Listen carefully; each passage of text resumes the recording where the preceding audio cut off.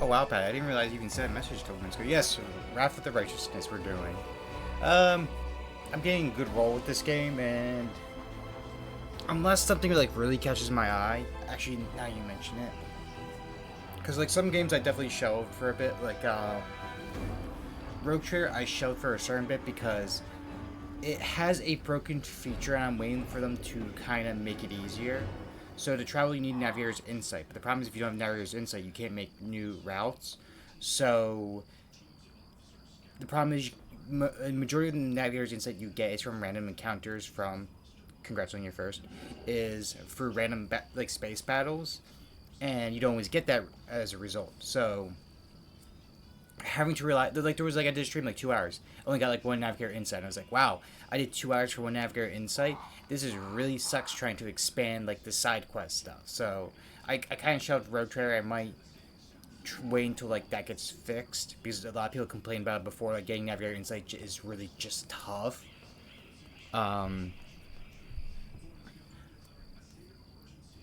Also, I want to go back into Valkyria Chronicles at one point, but like that last mission, like that hurt my soul, and I was told like there's even harder missions. So I'm like I'm probably gonna pick at that when I can. If I have like hours to spend, so I was like I need something. Wrath of the Righteousness, I know first two acts are, yeah, it's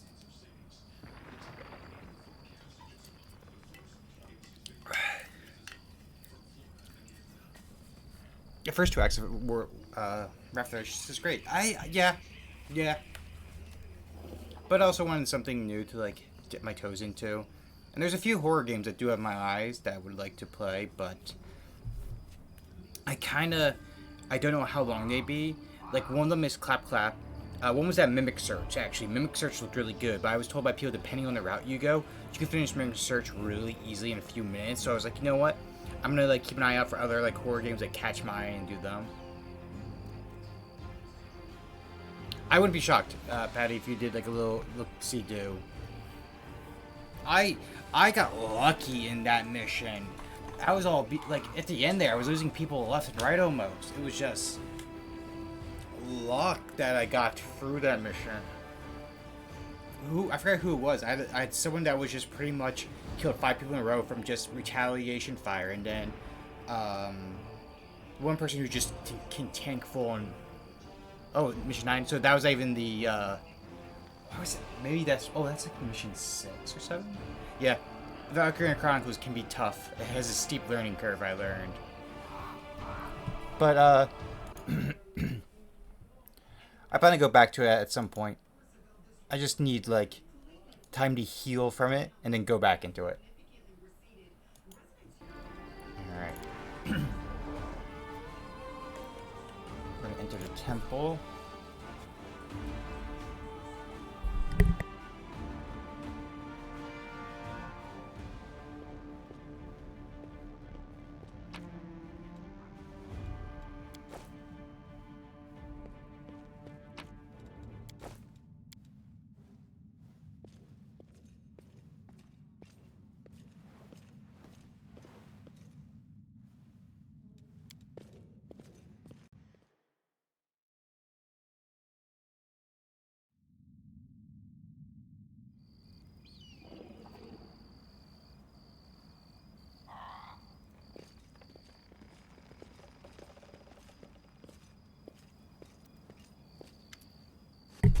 Oh. I thought you were still going on for like another hour or two. Sakusan.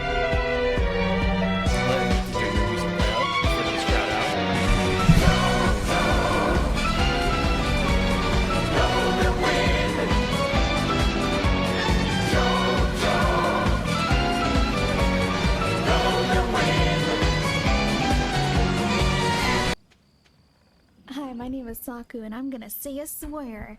Here I go. Heck.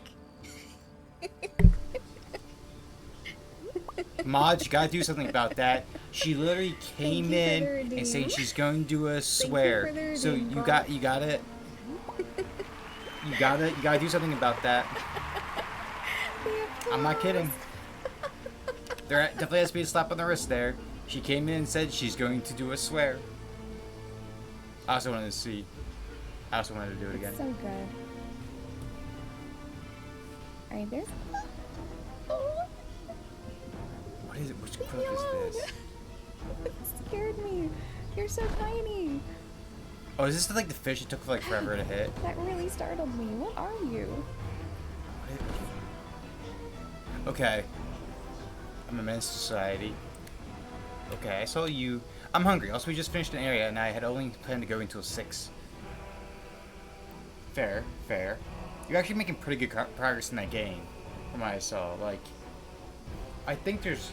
I'm trying to remember. There's like a good amount of bosses, and I think you're already, what, boss 3 or 4 through? So I think it's like 15 bosses, maybe?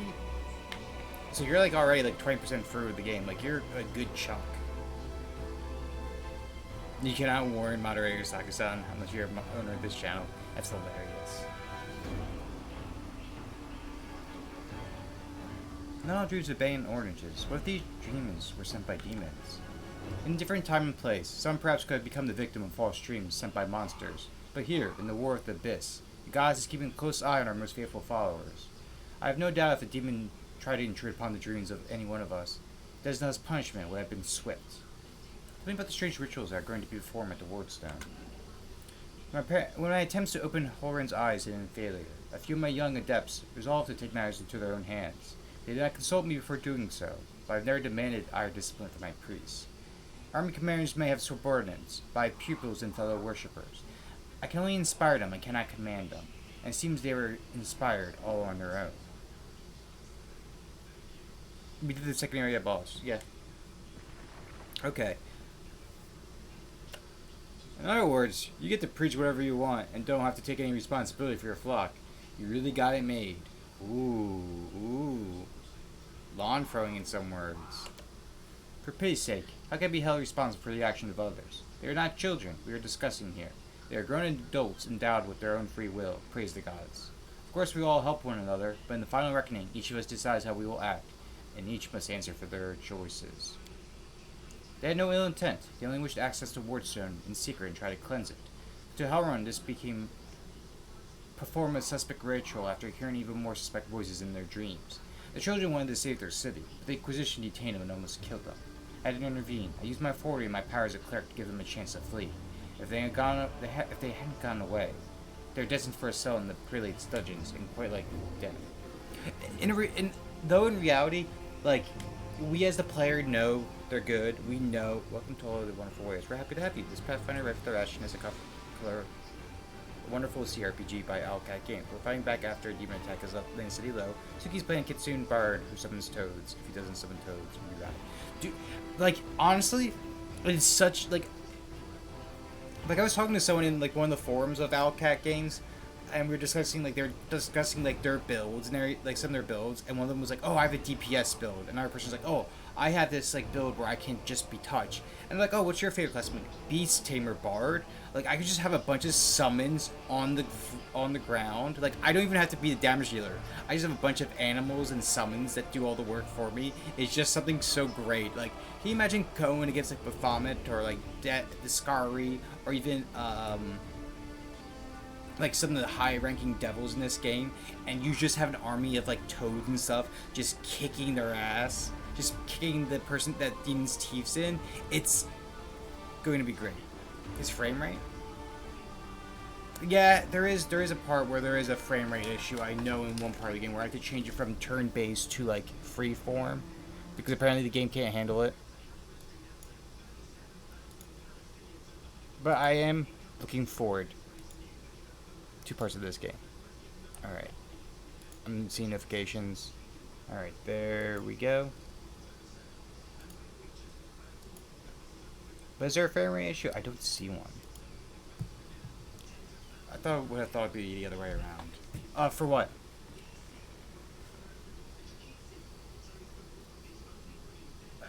Why are you and Holden feuding? Well, I'm not feuding with him. I sincerely wish only the best for the man. In an ideal world, he'd be far away from the front lines enjoying peaceful retirement. But even that is impossible. I've always tried to help him fulfill the mission he has taken upon himself, to which he had proven fatally ill-suited, protecting Cannabis against his demons. Fortunately, he's convinced that the followers of Desna are heretics and saboteurs. He refused to listen to me, and it was only the knight's orders that deterred him from including us in his witch hunt. Now there is clearly no one left to stand in his way. He is finally free to get rid of us once and for all. Have you done one of the side adventures? Define side adventures. Is there any chance you can resolve your conflict? I don't know. Thorn's faith is truly formidable, not only in his faith in Anaday, but in his own infallibility. In other words, he's as hard as a rock shell, but even so, he doesn't teach us never to lose hope. Talk to him, try to explain why we're fighting on the same side. Attack you, disarm him. Bind his hands, but I beg you, if all possible, please do not kill him. Why wouldn't you let this place be somewhere safer? Because people might need my help, and will come to the temple in search of a priest. I will not hide away in a hole, saving my own neck, while the city is full of people suffering in the wake of the demon's attacks. I've not done those shows. I want to do the main campaign before I do some of the side ones. Because I know some of these campaigns you can go in right from the main campaign into them, because you can play yourself. And some of these side campaigns you don't do either. So some of those side campaigns I plan to do at one point, just to see what happens. I have to go. So if there's anything you can do to save the city, please do it. So we have a lot to search around here. So we have into that house.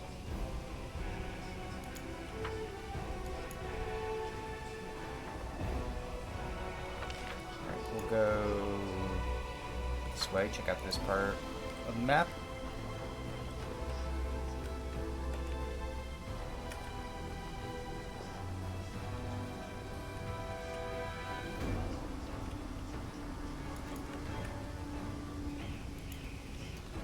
Oh, there is something there I can't see. Yet another obstacle. Oh, I see it now. Schools. I'll cut you wide open. Cover me, all right? Oh, Stab you or zap you? Why not both?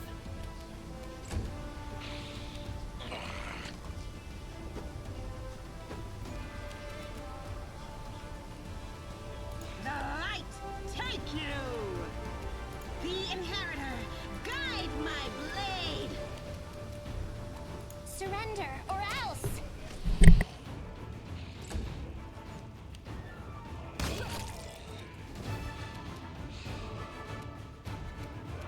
I got this.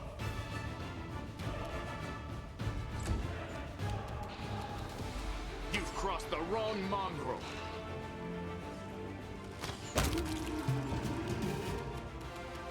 The spirits demand your blood.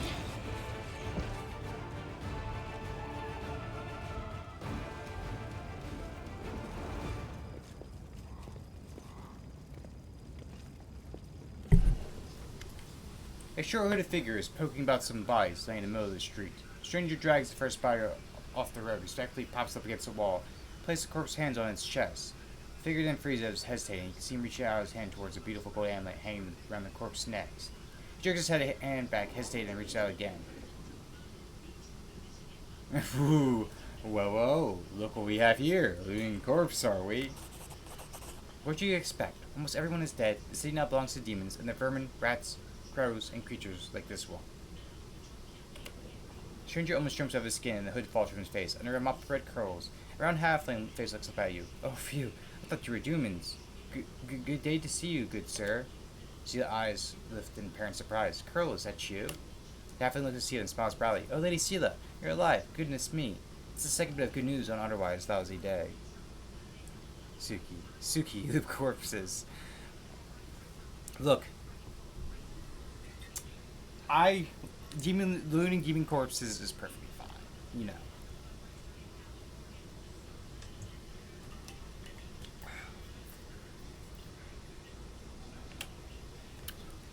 What was the first piece of good news? Stick around and see for yourself. So do you know this person, Sela? Meet Rimivi, better known as Curl. He hails from the city, and he fights for the condemned. He's one of a kind, a rogue with a heart of gold. Sela smiles and adds a little more seriously. Curl, it's probably none of my business, but you should ask yourself what you're about to do is right.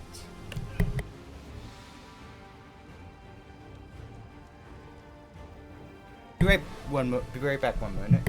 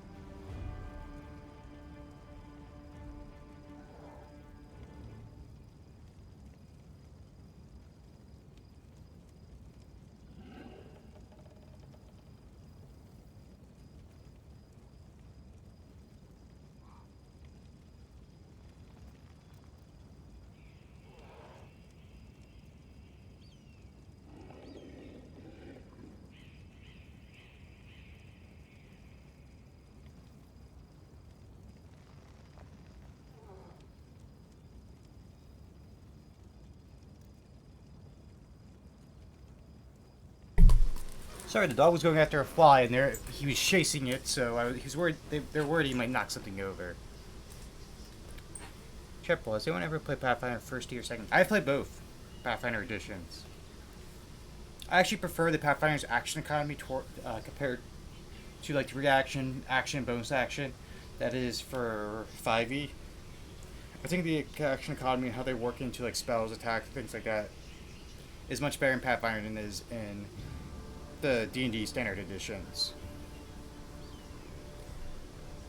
Can you tell me anything about what's going on in the city? Also, the one edition that they're trying to release for D&D, like the whole idea of like how the spell system is going to work, is pretty much just how Pathfinder does its spell system. Because like Pathfinder does like 3 kinds of spell types, which is like divine spells, nature spells, and magic spells, right?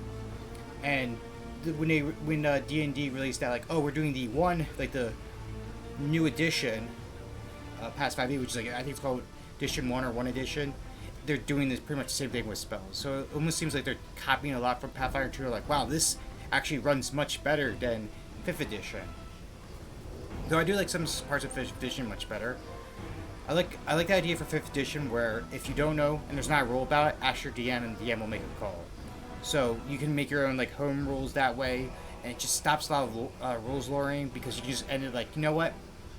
The DM says this is the call. Let's go with it. Can you tell me about anything useful or what's going on in the city? I'm afraid not, good sir. I just left the Defender's Heart, but before that I was held up in there too. Too scared to leave, although spending all the time on our commander Erebus knows. Sure was something. Just a strict one. Ooh. When she gets antsy, don't even start. I had enough of her breathing down my neck to last me a lifetime. So what are you doing here, robbing corpses? No, the halfling protests. For me, Curl might be a rogue, but he doesn't loot corpses. I just need to get these poor lads' body off the road. Our friends are on a terribly important mission, and we need to get through. He's judged by the sound of wheels on the paving stones. A cart drawn by a sad little horse appears from around the corner. A pretty half-elf is driving it, and a young man in knight's armor is walking alongside. Even from a distance, you can see his tanned face and his blue eyes shining brightly. The halfling straightens up. See, a terribly important and very heroic mission. My friends and I are saving a beer cart from the demons. In honor of the Houndhearts. As he's speaking, the newcomer knows you, and the knight cries out in jubilation. See, I never thought I'd see you again. I thought you were headed to the main square, the center of the demons' attack. Gianna Dory. The half-elf smiles warmly at Sela. Hey, friend. Glad to see you're all right. When we got separated about the crowd at the celebration, I knew right away that something was wrong. When demons appeared all of a sudden, I realized that was the reason why I'd been so anxious. But I couldn't find you among the dead in the square, so I kept my hopes up, and I was proved right. So the other bit of good news Carl was talking about, you and Jenna are still alive. Actually, by good news, I meant that we found the beer cart. Sir Ellen and Jenna being alive amounts to a quarter of a bit of good news. Well, maybe half. Ooh, do I like, you know what, let's have a drink, or do I say, or do I scold them for, aren't there more important things than saving other people's property? You know what, a beer cart, how about sharing with us? I'm sure we all do with a drink. How about winks rakishly? Certainly. Give me your flask, friend. If you walk with us, Defender's Heart, we can have a more thorough sampling of the spoils here. Despite a cheerful tone, she looked at you with anxious hope. John, there's no need. The heart's very close, and the trails will be enough to fight off an attack there is one. Besides, our friend here surely has better things to do. More important than carrying barrels of beer, I'll wager. By the way, my name's Alan. Sir Alan the Houndhearts. Glad to meet someone who survived this madness. Ooh, do I throw Curl underneath the bus? No, I don't think I would. Because technically Curl hasn't done it yet.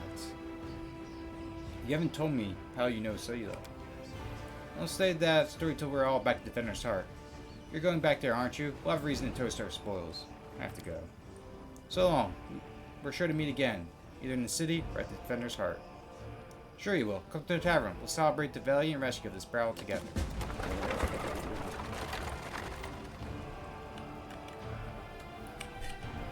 The funny thing is, could we just like literally like loot this too?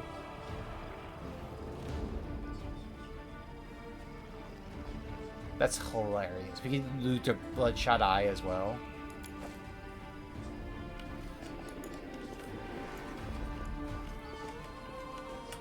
That's kind of funny. Alright. Continue. There's... So sweet it is to kill.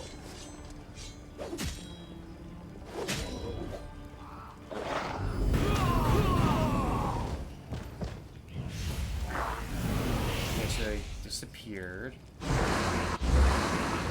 Oh, they're making undead. They will break against our resolve.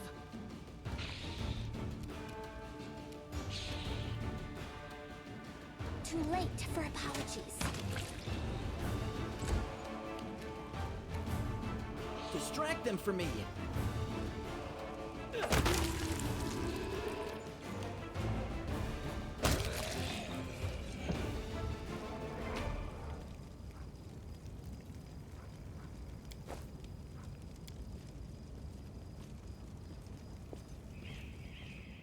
All right.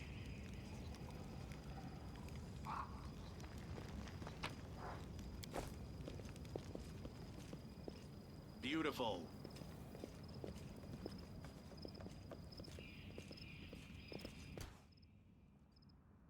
You are today's sacrifice! Can we retreat already? That's what we need. A lot of undead. Time to share your treasures. I'll hit you!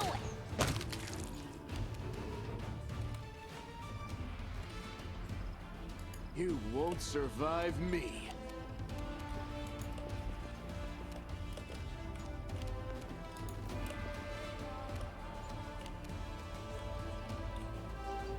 Damn you! Cover me, all right? Alright. There's more undead. Great. Great. You won't stop us. Shadow right there. Endure this! There we go. Shadow's dead. Let's do our door check. So Necromancer completed a ritual here. Interesting. Look around, see if the... Can't hide from me. Ooh, there's a magical throwing axe. Oh, it's throwing axe +1. Okay. Nothing too fancy, but still a very good throwing axe.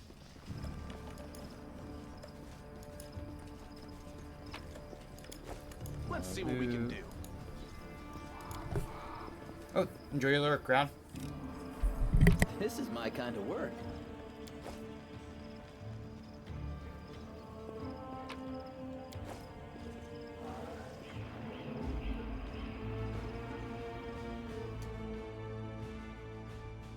Surrender or else! Do not waver.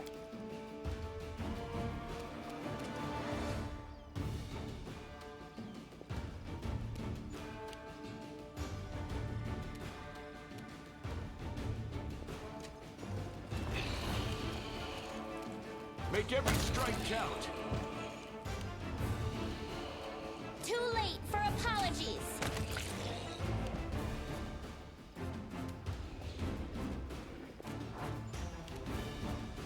Are you still here? Stab you or zap you. Why not both?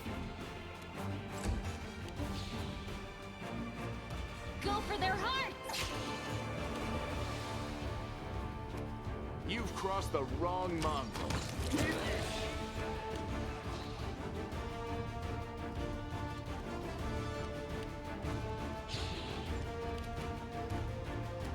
I'll hit you!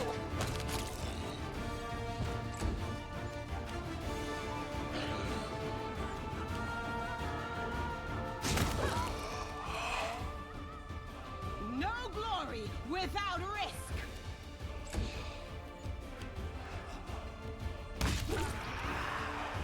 Good guys always win.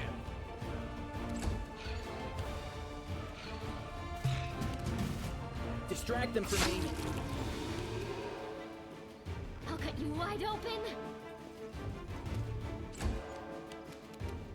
You won't survive me. You won't stop us.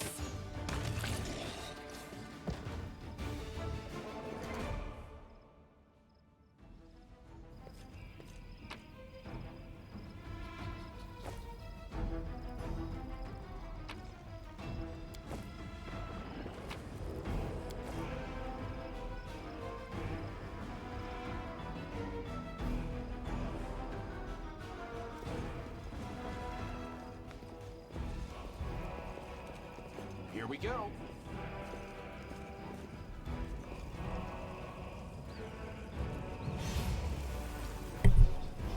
Oh, reanimating dead. So this presses one is creating over on dead.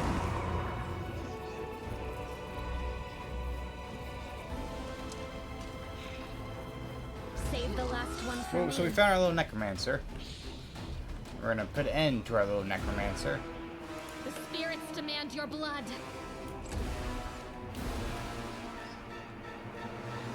Surrender or else.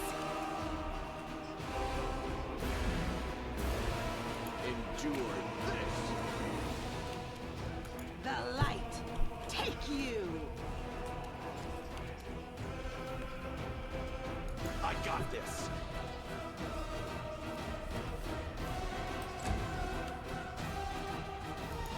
Oh, Wolfshift, you're so far back.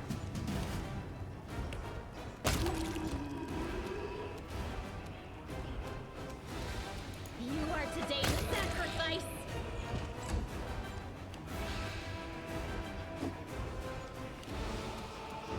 Too late for apologies.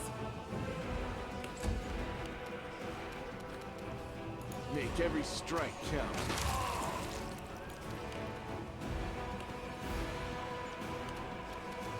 Into the fray.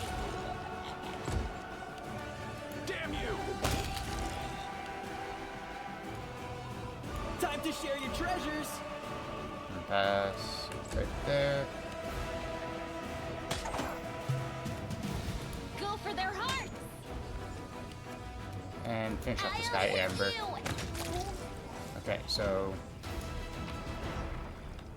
Ooh, the Necromancer had something special, which is a Dark Horn. What a name for a weapon. So what does it do? Whenever this Iron Glaive lands a hit on an enemy, it deals an additional negative energy damage. Okay, so it does 1d3 extra damage. Not bad. So at least it means you always do 3 damage.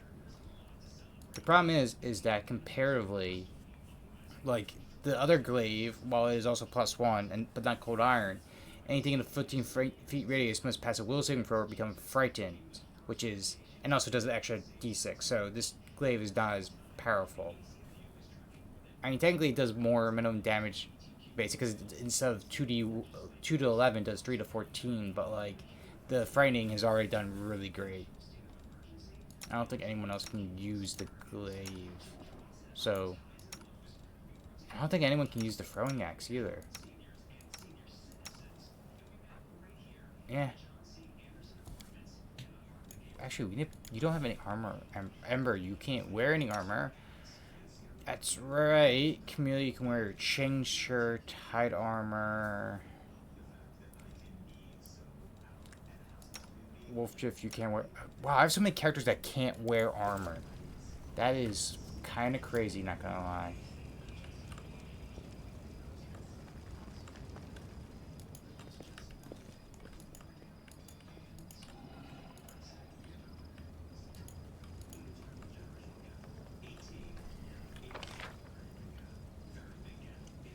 There's still so much more map need to be explored.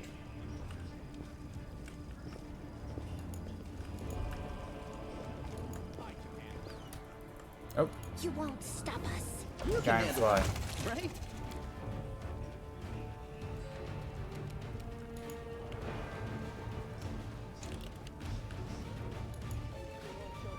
Oh. There we go. You've crossed the wrong mongrel. Cover me, all right? Surrender or else.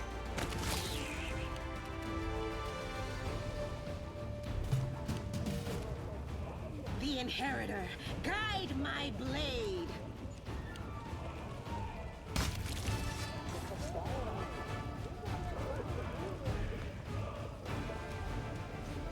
Apologies. Might be trapped. I'll cheer you on from over there.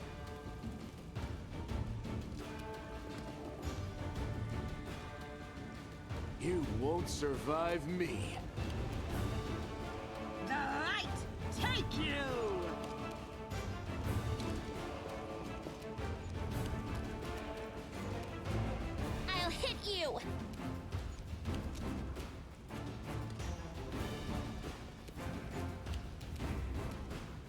or zap you?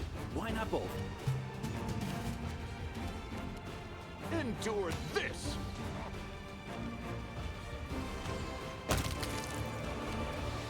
Into the fray!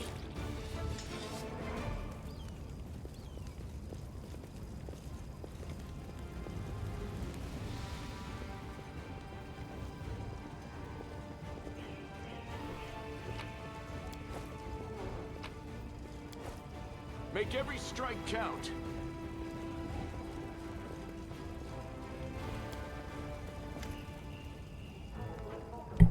Even the huge pile of junk is enough to block out the explanations coming from beneath it. Reveal, oh dear darling beauty mine, why didst thou turn thy gaze on me, pray tell? Thy husband I called friend at time, but love 'tis like an ocean, friendship, a well. But Willis, how are you to live, my sweet, booms a deep masculine voice in response from beneath the same pile. The exit of rustling follows. Pass me an ale, will you? Move the pile of junk.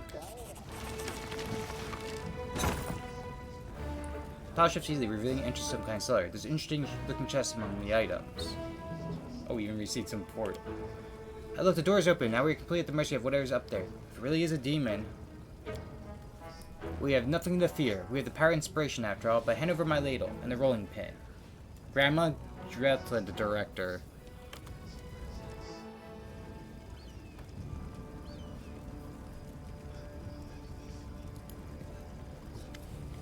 Now look, I'm not a demon at all. Kind friend and rescuer, I am Grandma Gretland, theater director, and those are the members of my company. Granny, that's not ladle, that's one of my props for the Mavelin Twitch performance. The one Tina made, it's a scepter or something. She made it out of my ladle. She wanted to use a broom handle, but I put paid to that daft idea, says the dwarf with dignity.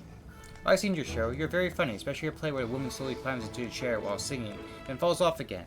Ember claps her hands in delight. Well, it's actually a great tragedy about unrequited love. The chair, you see, represents a tower of rock rising above the raging sea like the finger of a giant. And the woman, she isn't supposed to fall, but rather gracefully cascade into the soaring abyss below. Just like I showed her 100 times, but I'm glad you liked it.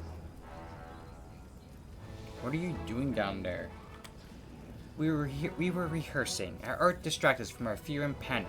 Dwarf waves her ladle empathically, doing a fair impression of a conductor. Really? When I'm scared, I eat.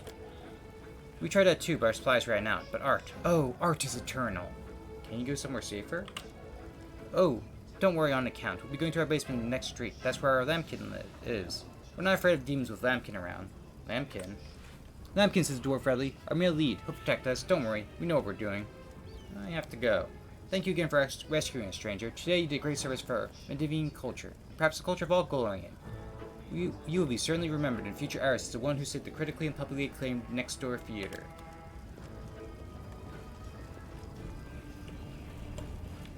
Our character's just like, am I going to regret this?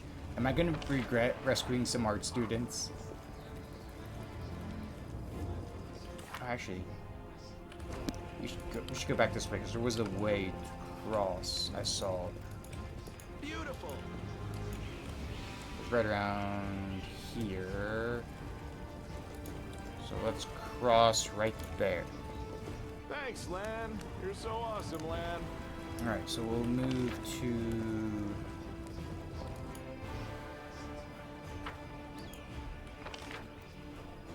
Oh, do we have to go up and around? No, we don't.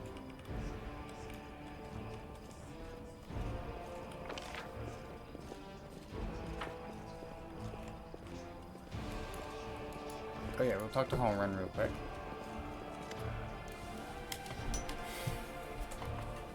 Well, what brings you to me?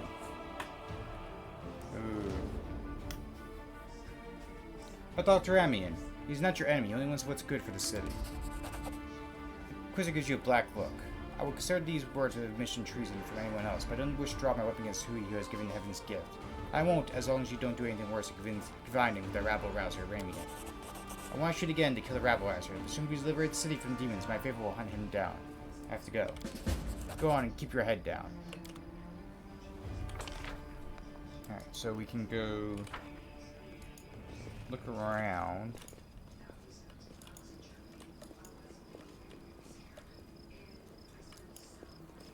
Okay, now we're looking at the full Midnight Bolt. The owner of this bolt can shoot to deal 50 points of damage that can't be ignored or reduced. This bolt cannot miss. Ooh. Oh, and there's a judge right there. You crossed the wrong mongrel. Here comes trouble. Yep, there's other monsters here as well. Distract them from me. Oh, there's a lot of monsters in this market square. Okay. Thankfully, we have a surprise round. You won't stop us. So we'll have everyone start to move up. And Lan could hopefully take out one or two. You won't survive me. Time to share your treasures. I'll cut you wide open. Alright, here we go. Get some of their magical stuff and we'll keep going.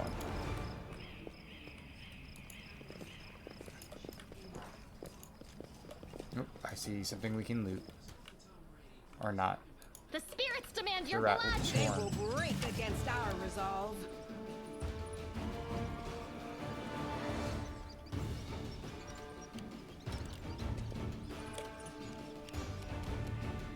Cover me, all right? The inheritor. Guide Why is there so many rat swarms? You are today's sacrifice. Are you still here?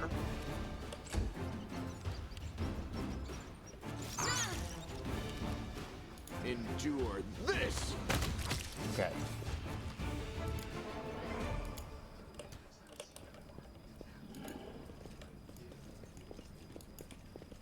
Let's see what we Okay. can do.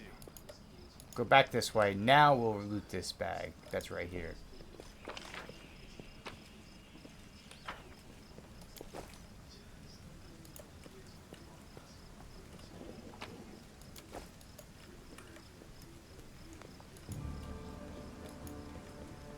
My tail is twitching.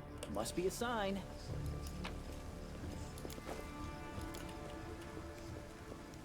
Okay, what's else this way? Oh. Thank the gods, I found someone who isn't fleeing the pack. Are you crusaders, mercenaries? Call me half elf is frightened. You can barely get the words out. I am a servant of Count Darian, Kale, Nevis, and Drane. My lord's mansions are attacked by demons. The master himself and all his guests are trapped inside. House guards are nowhere to be found. I managed to escape through a serpent's passage to look for help. Will you help me? Mansion's only a stone throw away on the next street over. Count Arende? I haven't seen him a few times from far. He looked highly audacious. I confess that he could capture my attention, but that's neither here nor there. We should help him. The gratitude of a rich and influential man can only benefit us. I've heard about the family before. This wealthy and noble Mendevian dynasty was almost wiped out by a demon more than 10 years ago. As a surviving member of the family, the young Count Darian has a famous reputation. He's well known for being a rake and a rogue.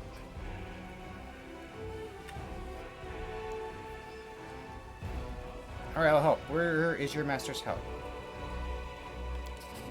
Not far. You're better off entering from the next street over through the passage. I used to get out.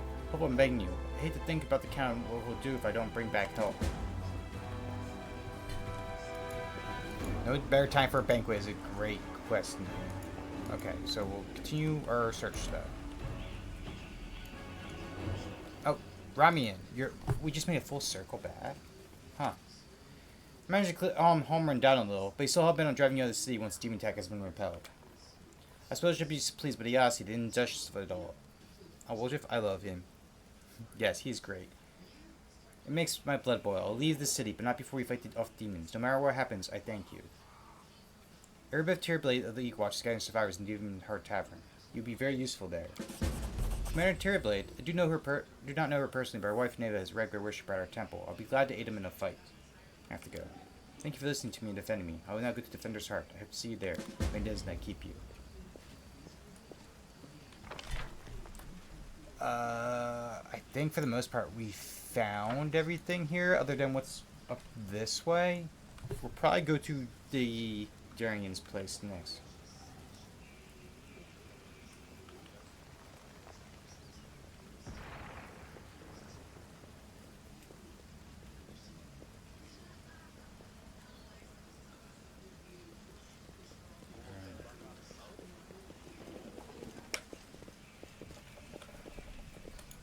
see someone. Oh, the stranger person. The answer to the answer is an answer too. Okay. There's an antsy tiefling. Oh, I see enemies, Good so we'll guys take them out. always win. The heartbeat quickens. The light, take you. Wolf Jiff, you're next. Go for Amelia. their hearts. Make every strike count. Ember, can you hit that guy from there? You Surrender can't. Okay. or else. Into You the can't fray. get to them. See, like, you're kind of slow, which is a shame. Stab you or zap you. Why not both? Alright. Check the rest. This is a statue. Here we go.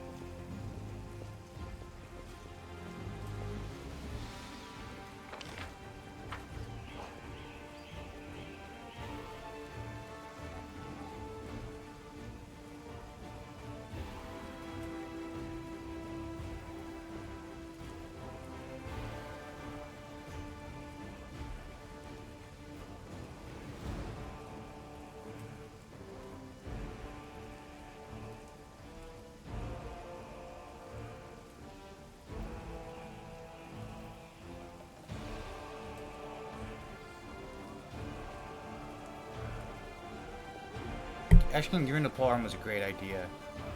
Yeah, I actually just love that for the feature. Just the fright actually has helped us in a few fights already, and I love it. Okay, you know what? We're gonna talk to the tiefling. Watch it, watch it. What are you goons doing? You'll bloody crush me. A young tiefling lies trapped in a collapsed section of tunnel. The two tieflings scramble around trying in vain to free him from the rubble. Quit whining. Hey, alarm. Someone's coming. Maybe you'll help us. Wise up, would you? Before you get us killed, let's make a run for a while we still can. No, come on, don't leave me. I'll die here. Hey guys, I see you're in a bit of a jam. Get a load of this slot, and no escort either. Won't you, you little shit? How are you not dead yet? Who's that with you? They're friends of mine, great guys. Wolf turns to you and out of the corner of his mouth says, listen, do me a solid. Help them drag his sorry carcass free. They'll repay you. Cross my heart. I mean, honestly, they're not causing harm to anyone. I'm just gonna help them. Like, I'll help you pull them out from under the rubble. You can easily clear rubble and free the trapped tiefling. Wow, I'm alive and all in one good piece, give or take. Thank you. I remember your kindness for the rest of my life. If your tiefling turns to his companions, and you two clowns, I want to hear a word out of you. Get into the tunnel now. One trip, just to the Great Garrison and back. Don't be a coward. It's not going to collapse. Go, or else we'll come all this way for nothing. That ended well, didn't it? Wish. Not now. Talk later. Tiefling eyes you and elbows his chatty companion in the ribs, causing him to over in pain. Sounds very suspicious to me. Come clean. Who are you? Alright. Don't hurt us. People call us feelings. We kind of skirt around the edge of the laws. That's how we make our living. Some say some tyrant ban books that show stuff you don't like, or fancy communion wine you don't drink. Is it wrong if we step in to fill the gap in the market? There's a demand for it. Someone's got to sell it. Don't go but think we're gangsters or anything. Our only concern is making the lives of citizens easier. For a little coin. People in the city can't even breathe without breaking some super regulation or restriction. Take this cone that claps on top of our friend, for instance. Lead straight to the Great Garrison. Thanks to it, any soldier whose throat's feeling a little dry or needs some nighttime reading material, we got all the things for him that his heartless superiors refuse to. Providing a public service.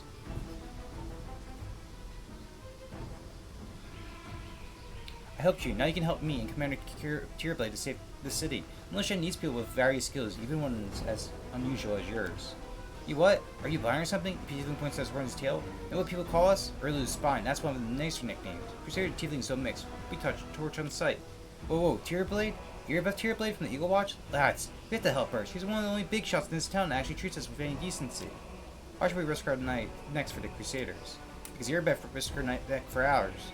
She saved me from that creep hole and yanked me straight out of his torch chamber. Only a worthless toe rag would refuse to help her out after that.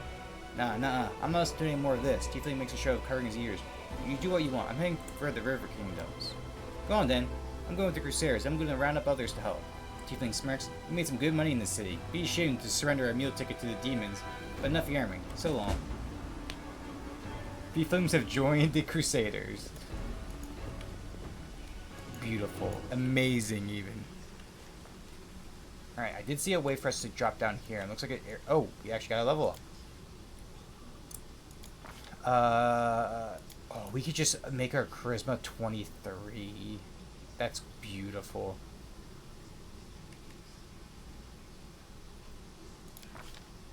Of course, we're going to do our usual skills. My level 2 spells is going to be Cure Moderate Wounds, and it's going to be Summon Monster 2. Ooh. Actually, the Elemental is not bad either. Summon a small Elemental? Yes, please. Alright, CeeLo. You're gonna be more of a paladin. Strength, Con, Charisma. We'll make your strength a 19. Your 3 skills are going to be Knowledge World, Lore Religion. Technically, you don't need Persuasion, but we can make your mobility better. Yeah. Lan. Your dex is going to be 18. We're going to make your perception great, your mobility and athletics better. The key power. Honestly...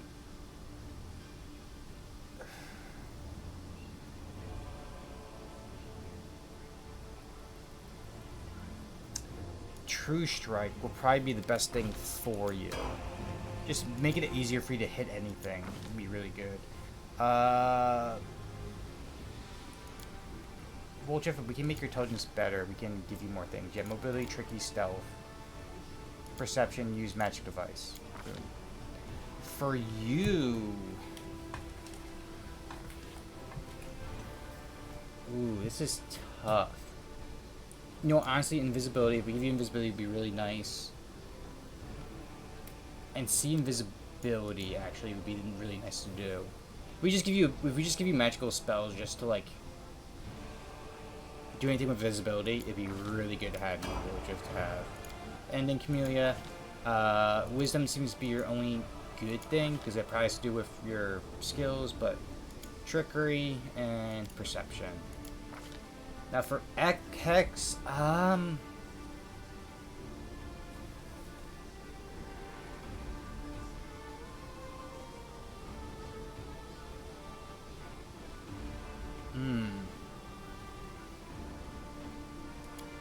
Protective luck be good to just give you more defense, like make people re-roll around you. The thing is, Camellia's gonna be one of those characters I probably not use much. Yeah, persuasion, use magical device, knowledge arcana. For your Hex, I think... Ooh, Fortune. Really good. As well as for your spells, Cure Moderate Wounds. Ember can be like a pseudo healer.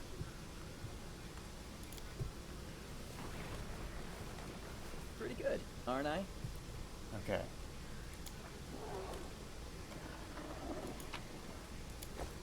Now where are we? Okay, we're in another part of the map. Okay. I can handle it. There's some loot right there. Oh.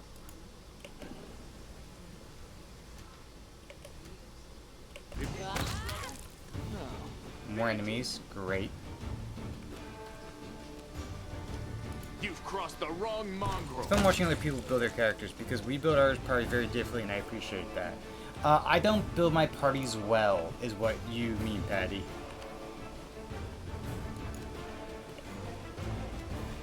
Hello, Lula.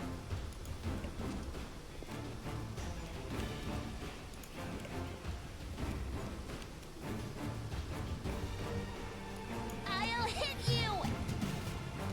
Come on, just take out the last person. You won't survive me.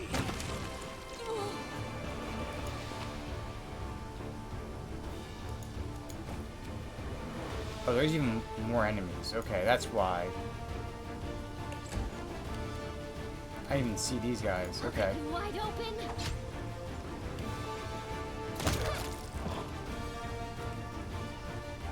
No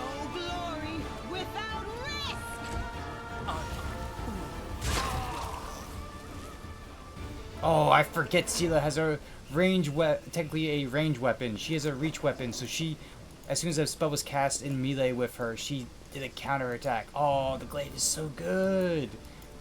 I love it so much.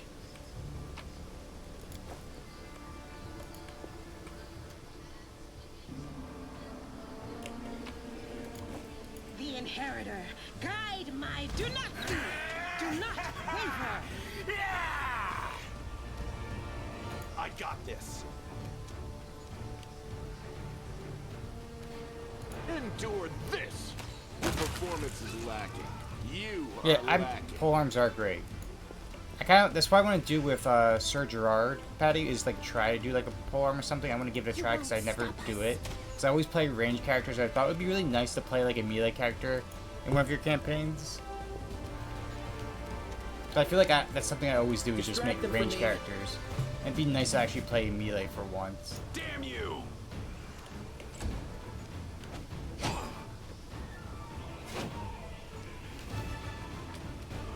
Make every strike count.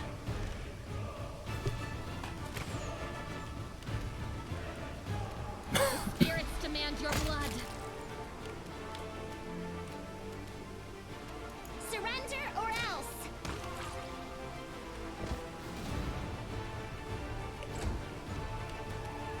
Into the fray. Alright. Okay, so the Gambian Fighter has something, which is Club with Nails. Very apt name. Okay, what is Club with Nails? It deals additional 1d1 piercing damage. Okay, so just extra damage is all it does. Nothing too crazy.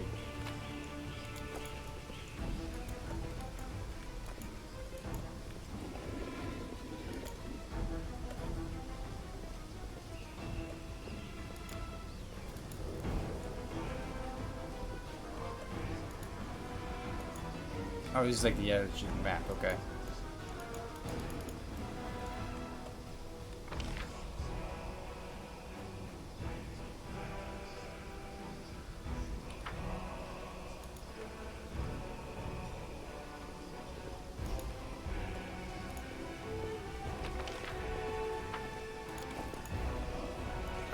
Oh, mongrels!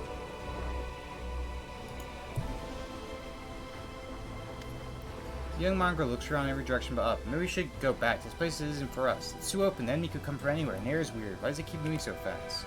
The mongrel stares straight ahead, gripping his blade and trembling fist. No, not one step back. This is our test. Don't get anything but the target. So you made it. Good to see y'all. How's old Saul doing? Still waiting and thinking? Well, don't worry. He'll make his mind up soon. You won't be hanging around about underground for much longer.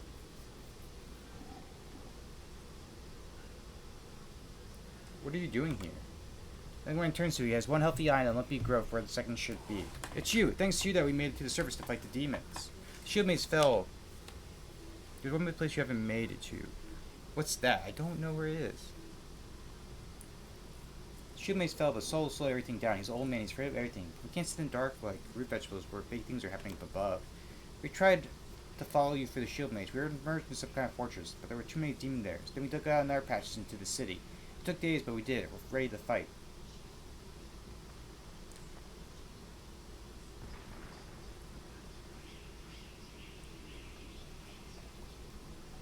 Oh, I did. Right, there is a ramp. Right now, we need everyone can hold a weapon. I have a plan. Go back underground. Wait at the shield mate exit. We'll get the piece at both ends. Go back up. Well, if you're sure, of course we'll go. I mean, ambush. Good idea. Yes, I understand. We'll attack from below as soon as we hear the fighting start.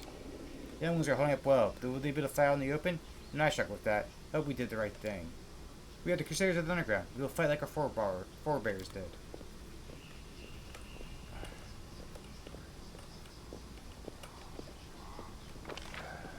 Yeah, there's a ramp. You are right. We found a lot of people though, which is great.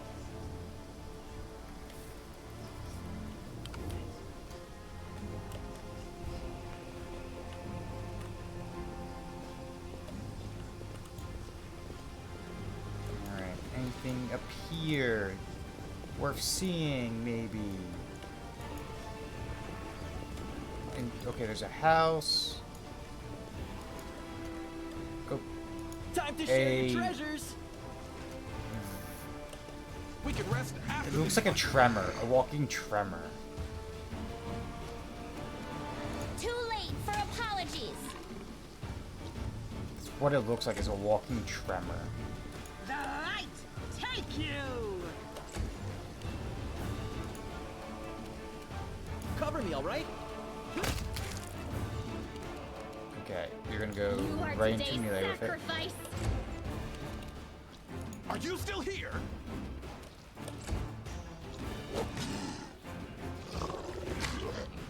Evil outsider, whatever that means. You've crossed the wrong mongrel. Okay. We're gonna take you out I'll next. hit you. And you're gonna finish it The off, right, Sela? inheritor, guide my blade. There we go. Awesome, Sela. They had some normal swords, nothing special. Nothing here that's special. Treasure chest, that was nice. Okay.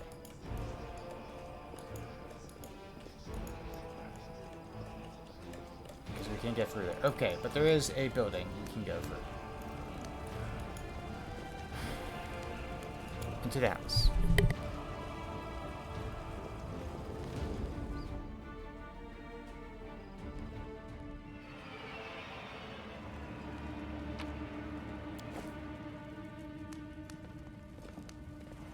Can't let the demons wait. Into they will break against our resolve.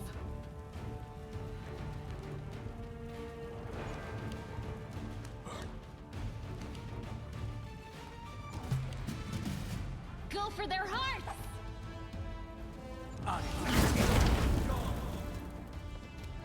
You won't stop us. Good guys always win. Stab you or zap you? Why not both?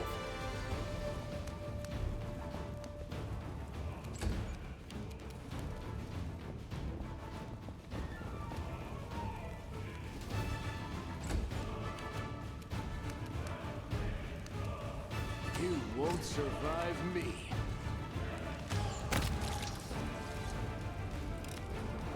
This is my kind of work.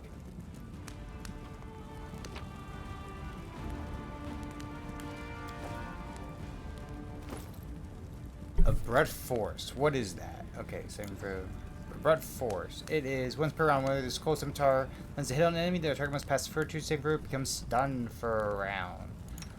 Ooh, you can't use it. You could use it.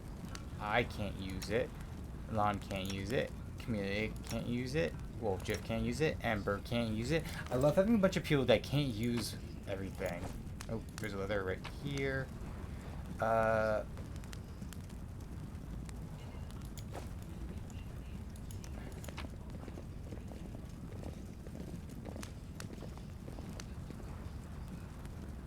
Ooh. We got a little, there's a little signet.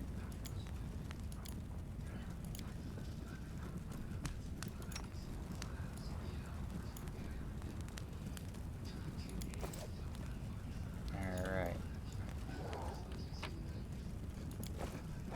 Piece of a holy symbol, okay. Beautiful. Don't know what a piece of a holy symbol will do, but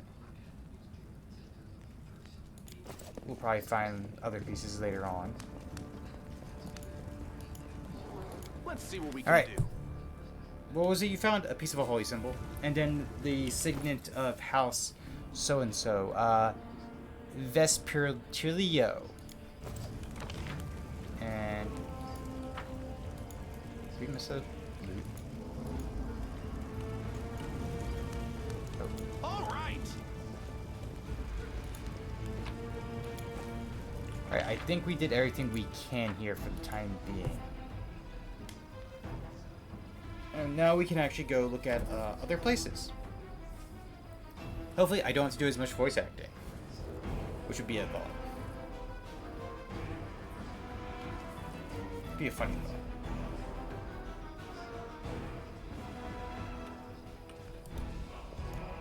Okay. So we have a lot of quests to get done. So like, we have the banquet to go save. These are done. These errands are done. We have talked to the sister of the Thieflings. We have to celebrate the renewing of Defender's Heart. Find the singer. Talk to Thorn back at the Defender's Heart. We have to visit this. This we can't do until the city's done.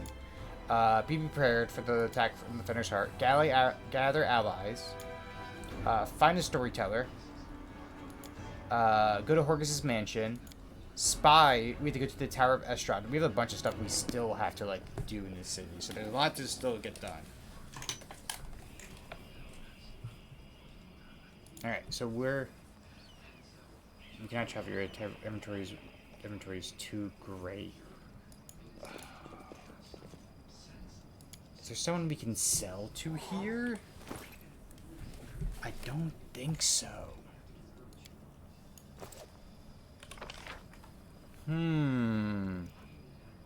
This is a house. Into the house. Into area exit. Area exit. Area exit. Temple of Desna. So we really have to. Okay, so we're overloaded. So we have to drop a bunch of stuff. Okay. I guess we'll come back for a bunch of this stuff later on. Or can we just leave with it?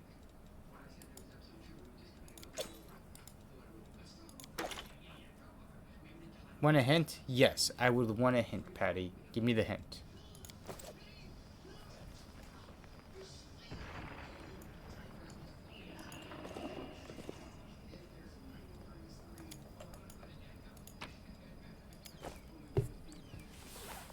I bet it's one of the things where you can just drop all items and then leave the area and then take it.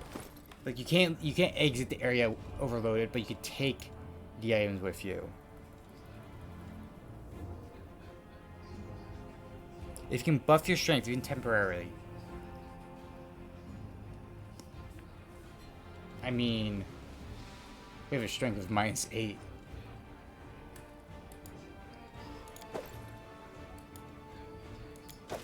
I mean, there's a bunch of stuff, so we have to, like, drop, like, hundreds of stuff.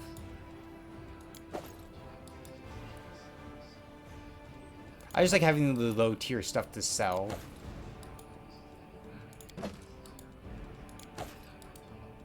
Okay, so that should be good. And then we can area exit. And then we just collect all and leave. Yeah. It's like you can't exit the area, but you can still come overload as you leave the area. It's interesting. Okay, so the party house is here. Like, isn't that weird? Like, you see what I mean? Like, I really have everything back. I just can't leave the area overloaded, but I can take it on the way out and grab everything. It just seems a waste. I should sell my loot first, probably. No better time for banquet.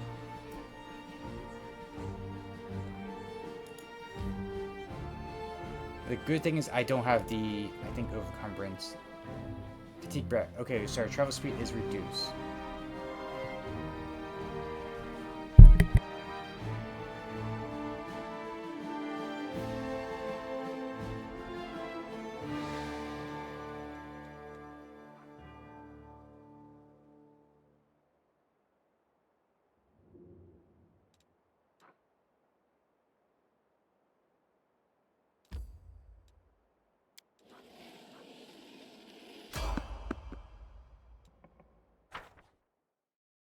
Okay, here we go. What is our random encounter? Oh, enjoy your lurk.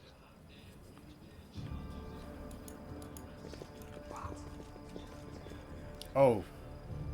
This is gonna be a great interaction. I just know it. Wearing a robe? Check. Baphomet symbol around the neck? Check. Crazy eyes? Check. Note to self. Bring a mirror next time to be able to adjust the optimal level of eye craziness. Everything is ready for the experiment. Why do I feel like Patty Ninio is either your favorite or least favorite? Yes, I figured. I don't. I figured you would say that, Patty. An audience. Problematic, but not critical. You there, boy. Stay out of this. It is counterproductive to stand in the way of scientific progress. Who are you? What are you doing here?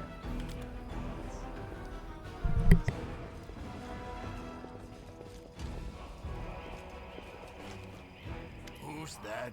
I don't know her. Greetings, boys and girls. I am your sister in sin, a devotee of Lord Baphomet's dark will, and so on and so forth. She looks like one of us, but she talks kinda weird. Who's there with you? Who? Oh, them. Just an audience. They don't matter. Consider them a supplementary component of the coming experiment. You know what? I'll shrug and remain silent. In the name of our Lord Baphomet, please be so kind as to undertake a little test of your competency in our wicked cause. Let's start with something simple. So here's my first question. What is Lord Baphomet's favorite weapon? We will not answer to you. Our lord can wield any kind of weapon. He is all-powerful. Wrong. He wields no weapons at all. He doesn't need any. He just gores his enemies with his horns. Actually, it's Azugal, a glaive made of red adamnite. That is correct. But still, boy, no prompting, please. This experiment has taken quite a surprising turn. I would never have expected the followers of the great Baphomet to be baffled by such a simple question. Fine. Let's recalibrate the difficulty and proceed with the next question. Please name Lord Baphomet's sacred animal. A bull! Of course, everybody knows that. Yep, and a cow. Be right back.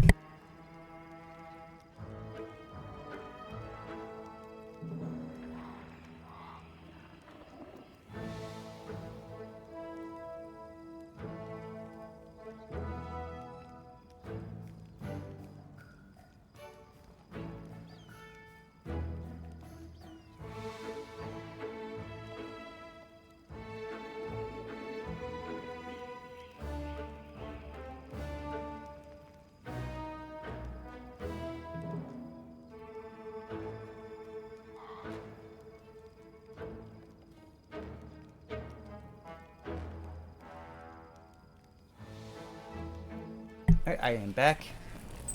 Yep, and a cat. It was an RX, as a matter of fact. I'd like to ask you to stop prompting them, but it seems they could do with a prompt or two.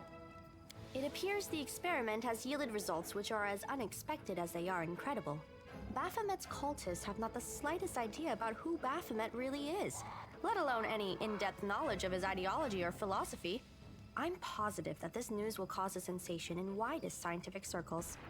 Damn it! She's right. I'm a shitty excuse for a cultist. And my mother used to tell me to become a plowman. Hey, take it easy. We've only had 2 questions. You there, come on, ask another one. We'll get the next one. Ask them some more. They might still manage. They might be able to still manage it. I just like the idea that they can just handle it. Is there any sense in continuing? You cannot answer the simplest of questions. I am ashamed of all of you, as cultists and as individuals. Please, ask again. I can answer. I'm sure I can. How do you spell Baphomet's name? B-A-F-A... Oh, screw it. To hell with Baphomet. I thought it was gonna be fun, but instead there are all these questions. I'm done here. I'm going back to my home village, back to my mother. Hey, wait! You there! How dare you stir up discord in our ranks? Grab her and tie her up, and her entire entourage too! The experiment is complete. Unable to deal with the questions, the cultists decide to deal with the examiner instead. A typical reaction for a person who has never been burdened with any intelligence. Now you're gonna start hitting each other, aren't you? Please, proceed. I won't interrupt. Let me draw the first blood. Man, she just insulted them big time. Surrender, or else!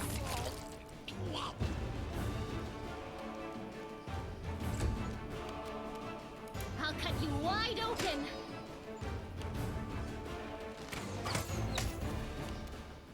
The light, take you! I got this. Distract them from me. Endure this. Oh, damn said the answer is an answer too. I mean, she's right.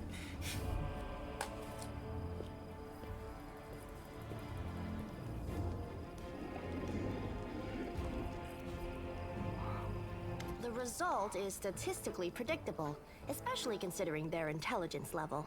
What about you, boy? Are you ready to answer some questions for the good of science? Let's proceed with the experiment. My first question is simple. Which colors does the goddess Iomade prefer? You're absolutely convinced that the correct answer is red and white. Red and white. This answer is correct. It is comforting to meet at least one educated person in the melting pot of ignorance that is Knobras today.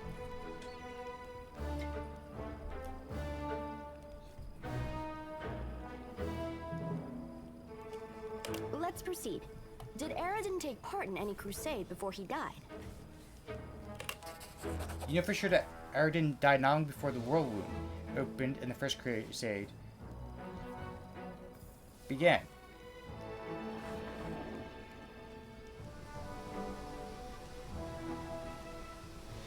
No, he didn't. Your answer is correct. Aradin's death dates to 4606, and that is precisely the year when the world wound was opened. The first crusade started back in 4622. Your knowledge would make Mendev's crusaders proud. My final question is, what is the title that Aurilu Vorlesh bears? Is she the architect of the world wound, the lord of the labyrinth, or the border acquisitor of the shapeless abyss? The architect of the world wound. That's correct. Most excellent. You successfully answered all of my questions. Splendid. Amazing. This is a breakthrough. I thank you for your cooperation. It seems to me that I owe you an explanation. My name is Nenio. I am an explorer, a pilgrim, a yet-to-be-recognized scientific luminary, future author of the great Encyclopedia Golarianica, and rector of all Absalom's universities at once. Future rector, I should say. I also know several spells. Now you can finally tell me where you're getting up all these questions. It is so heartening to see you strive for knowledge. I have been conducting an experiment comparing the intellectual abilities of the average cultist with those of the average crusader. And I must admit that you passed the test with flying colors. This does offer a glimmer of hope for the future of Crusade. I have always claimed that despite the popular beliefs about the limited intellectual abilities of those in the army, at least some of them can be considered educated. It pleases me to see that I was correct. So you're trying to say I am mediocre? Yes. Just, yes. Why do you call me boy? I have a name, you know. I apologize for an injury to your ego, but your name is irrelevant on the grand scale of the universe. Thus, it cannot possibly interest me. I will forget it as soon as I hear it. To avoid unnecessary confusion, I'd prefer to not know it at all. The city isn't safe right now. Shall we join forces? Do you wish to become my follower? To accompany me on my expeditions to the world wound? To assist me in my experiments? To run errands for me? Perhaps even to write down my deepest thoughts for the benefit of future generations? Oh, how splendid! Of course, I agree. Truth be told, I have no money to pay you. But you will be aiding the progress of science, and that is its own reward. If we join forces, you have to follow my instructions during our expedition. Huh? What? Oh, yes, the dangers and these battles. Of course, I will follow your orders. I place my life in your capable hands, so I can focus on the things that really matter. I agree. Excellent. You're hired. To think that I finally found someone to accompany me. 27 Crusaders before you said no. Not one of them saw the undeniable appeal of my offer. Your first assignment is to take me to a safe place. I have to admit that today's experiment has left me quite tired. I like how no one has commented about her being with us. I will swap out Ember for Nenio. Because we're gonna need her for a mission. We're gonna need these two for missions. Zon's just great, and Seal will be our tank. So you're a scroll savant, so we'll make intelligence, of course, higher. Knowledge, lore.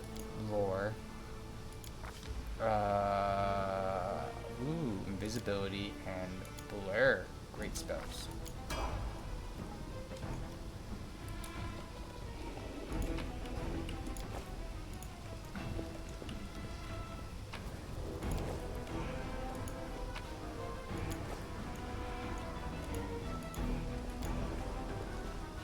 Oh, the inventory's too great. Yeah, I really need to go and sell. That's what I need to do, actually, as soon as I I need to go back to the Defender part and like sell a bunch of this stuff.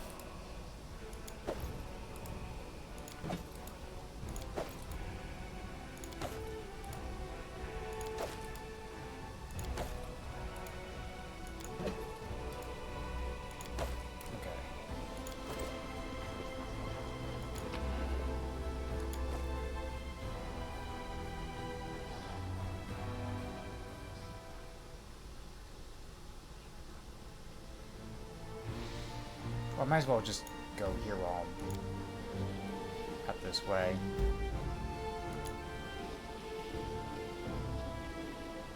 There's the well right there, looks like.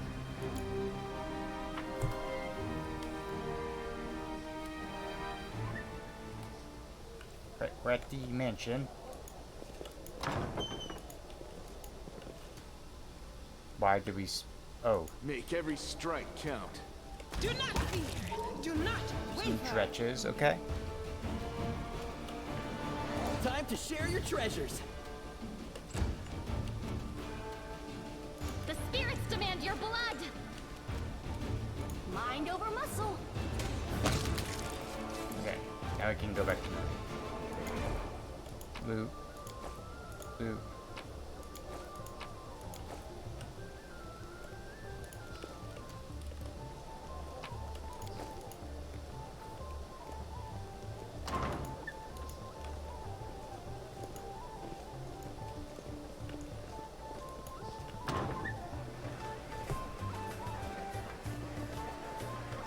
Let's plan an occasion. Count, and this new Numerian elixir is quite something. They're just throwing a huge rager at this party.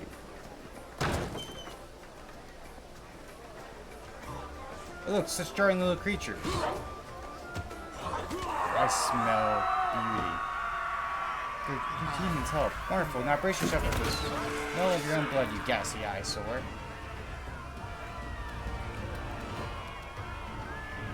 You've crossed the wrong mongrel. Thank you for the hydrate. You are today's sacrifice. Cover me, all right?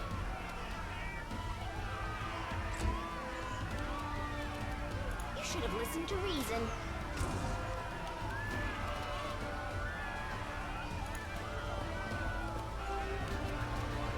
The Inheritor, guide my blade. You won't survive me. Go for their hearts.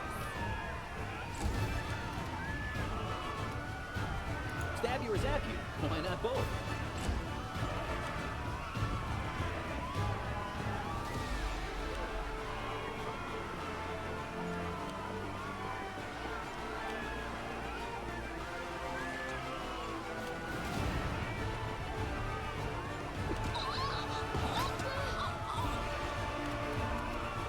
I'll remove this obstacle.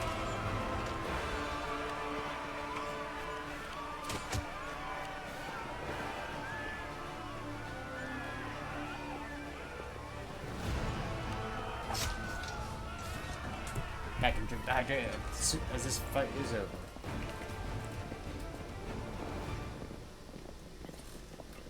Ah, oof.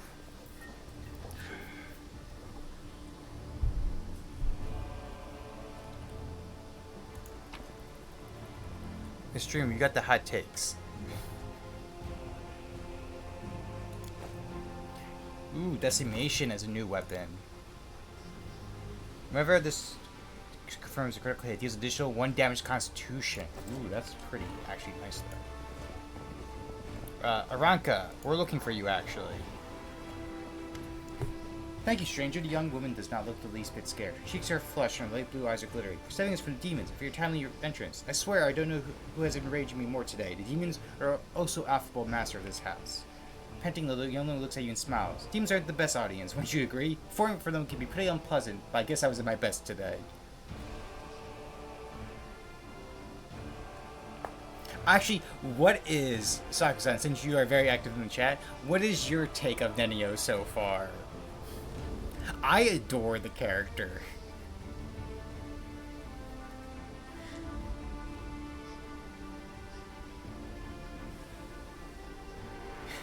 I detected professional challenge in your words. The forums that gave DBs was pretty good too, admit it. What should bards do when they meet in the midst of the ruins and aftermath of demonic attack? Of course, they found out who's more talented, whose song's more inspiring. After a not, let's have a challenge. Come on, join in. She starts singing, composing verses that are simple, even slightly awkward. But as she sings, her voice imbues them with an undeniable charm. O day of hardship, your frigid embrace is warmed with song and lifted from this place.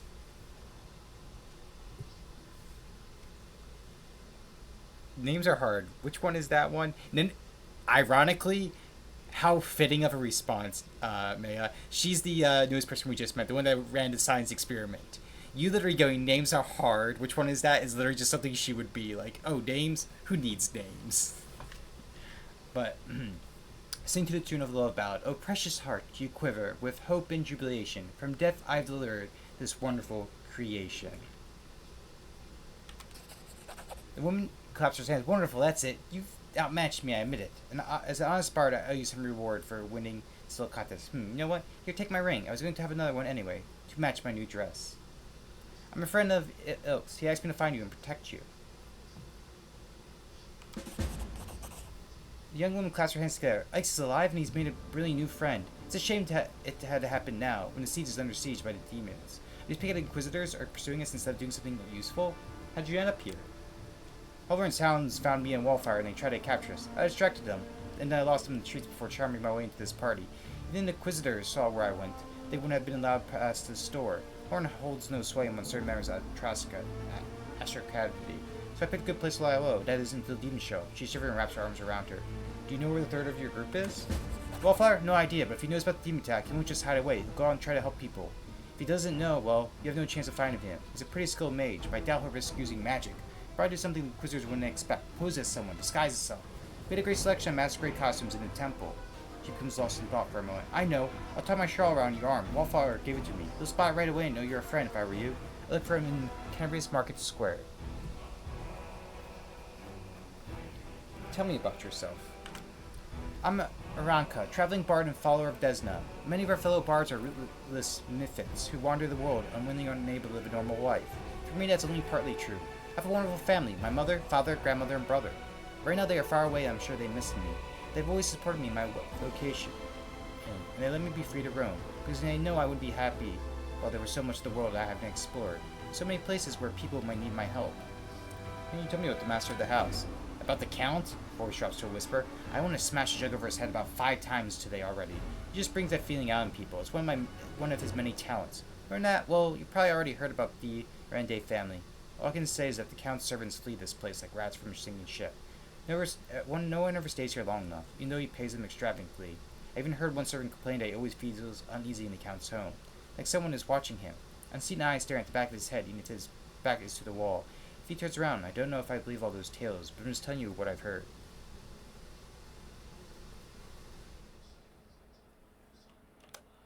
Yeah, that's the word on the street too. The tiefling hunches on his shoulders. This mansion is the tintiest morsel in the whole city, but all the thieves are afraid to even step foot in the street. Why did you decide to bring it to Warstone and cast magic on it? You put your lives at risk. Your information could have been a trap set by demons. I almost knocked my mouse off. But it was a demon trap. Erica says forcefully. Then her voice softens, her expression turns pensive. You know, living next to the war wound and about seeing the prowess of the Crusades. It's very hard. We've been trying to defeat the demons for 100 years now, and we have nothing to show for it. I think Queen Galfrey and our leaders think that we can defeat evil if we line up our soldiers in perfect columns, instead of marching off with a stirring battle cry. We just need a few more soldiers, a little more discipline. But we've been marching for 100 years. Always one step forward, 2 steps back. While all the soldiers are marching, people like Horman are seizing power behind their backs. His fanaticism and his cruelty were forged in the same furnace as the Crusaders' righteousness. We will never defeat the demons if we keep trying to march down the same path. We need to change tack, to challenge our principles, trust our hearts and our friends, not moldering doctrines. We need to listen to an entity that is willing to help us. My friends and I listened, and we trusted, and we tried to change something, at least tried, even though it didn't work out. Great idea, marching in straight lines won't work, so let's go attack demons in the merry band of hopers and dreamers, burning with enthusiasm and doing just Whatever we felt like. When the demons see us coming, they'll die of hysterics and our victory will be complete. Naive children, that's what you are. But I admit, your words stir something in my soul. I won't put you in charge of a military campaign, but I'd be proud to fight alongside you. Can you get somewhere safe on your own?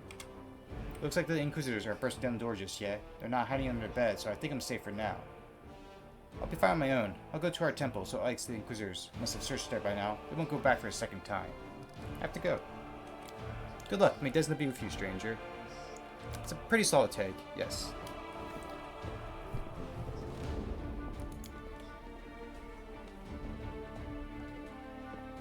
A success worthy of praise. Okay, I did see a ring, though, we were giving. Oh, okay, it's a bard ring where we can get extra use of our bard stuff. Ooh, but we have the flow of water and the ring protection. You know what? I'll take the less AC and I'll throw it onto Sela because her AC is low because she doesn't have a shield. Drunk Nobles, Corsons, Darian's there. I'm gonna check over Darian. Greetings, valiant stranger who has just burst into my life. I am the master of this house, Count Daron Kale, myriad mellifluous monikers Arunde. No need to introduce yourself. I find remembering insignificant details, such as the name of passing acquaintances, such a bore. Wow. Bona fide blue bloods and unparalleled aristocracy. All this makes me itch to do something really crass. Ooh, like blow my nose on the curtains. What are you waiting for, my squamous squire? The curtains in this room are velvet, but we have some excellent silk ones with gold thread elsewhere in the house. Take your pick. My soft furnishings are yours to do with as you wish. I'm quite sick of the place, truly. I shall either sell it, or burn it to the ground and build a new mansion in its place. Now that we've finished with the niceties, tell me this. How did all those thrice-damned demons end up at my soiree?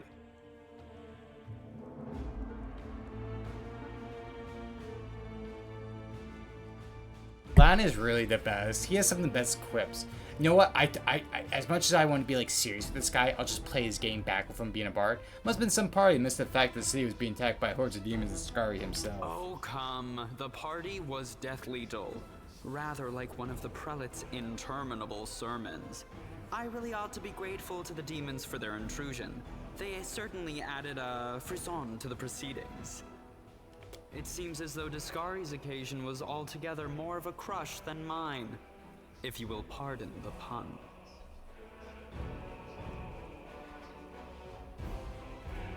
What should I know about you, Count? Apart from the fact that you're highborn and very rich. As a child, I had my very own pony, but I always dreamed of having a lamb. I was never allowed one. Sheep were seen as peasant animals, utterly unsuitable for the scion of a noble line. The trauma haunts me to this day. I think of it every time I have roast lamb for dinner. We need to keep Saxon safe from this guy. I'm sorry if I failed to sate your curiosity. I loathe talking about myself to people I don't know, even more to those I do know. The only thing worth knowing, aside from the fact that I am highborn and filthy rich, is that I dislike Puritans and demons in equal measure. Well, perhaps demons a tad more. You can go to the Fenner's Hearts and protection of Irabeth, Tearblade, and Eagle Wash. I thank you for the invitation, but I am not quite as desperate as I may seem.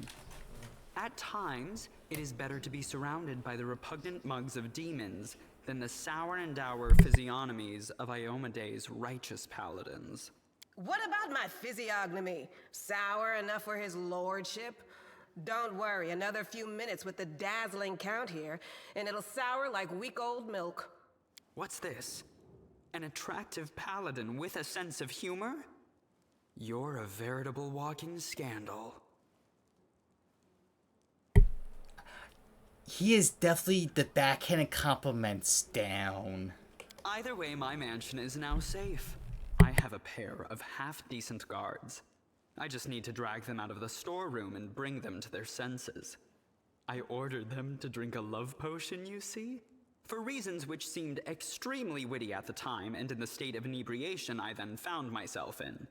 They can guard the house while the valorous paladins beat back the demon assault. They will beat them back, yes?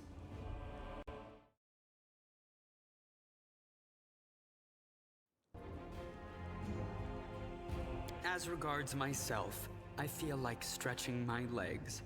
I know rudimentary divine spells, I am no friend to demons, and I elevate any society that I deign to grace with my presence. I shall accompany you, only for a short time, of course. I have no desire to remain at the vanguard for a protracted period. What say you, my ephemeral but highly diverting acquaintance? After all, Lord Descari spoiled my party. I now burn with the desire to spoil his. I just immediately love like thoughts. I don't like this guy much at all. Not even because of his personality, but just... I sense something dark about him. I guess thumping him one next time he comes out with more aristocratic witterings is not allowed? All the more reason to take him with us. If we don't kill him, the demons surely will. Don't ask me. Having him tag along would be like going for a nighttime stroll through the back alleys with a diamond tiara on your head. Even I don't like that kind of attention. The Count's presence can only benefit us. I think we should say yes. What? You're asking about whether to take this boy with you? The question lies outside the bounds of my interest. Thank you, Nenio. Thank you for your input. By the way, did you know that the young scions of noble families often sponsor the research of young scientists? What laudable passion for knowledge.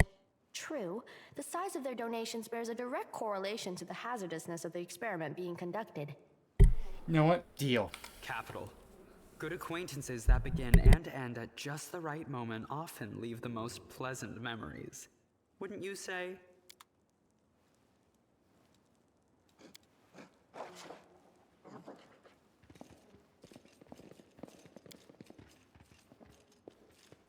This is my kind of work.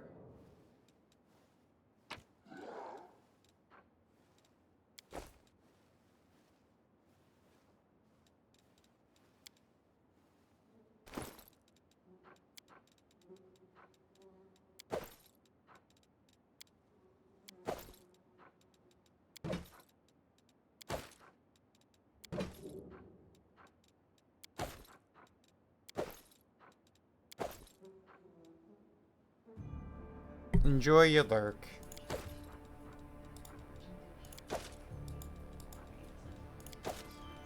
I really need to get back to the store sometime soon, so I can just sell all this stuff.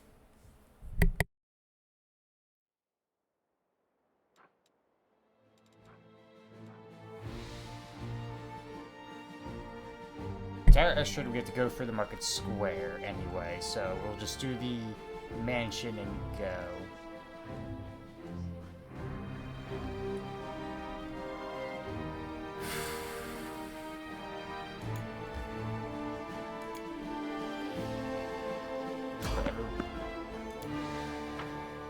Everyone's fatigued. Save the last one for me.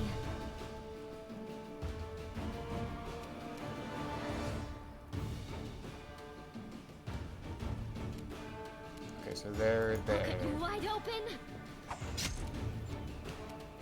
Distract them for me.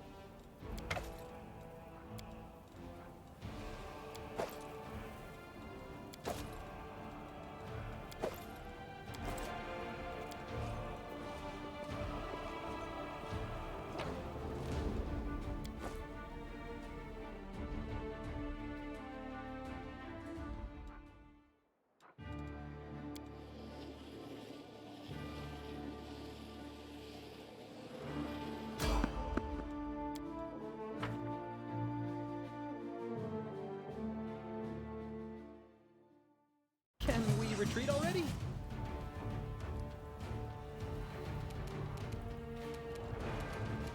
Time to share your treasures!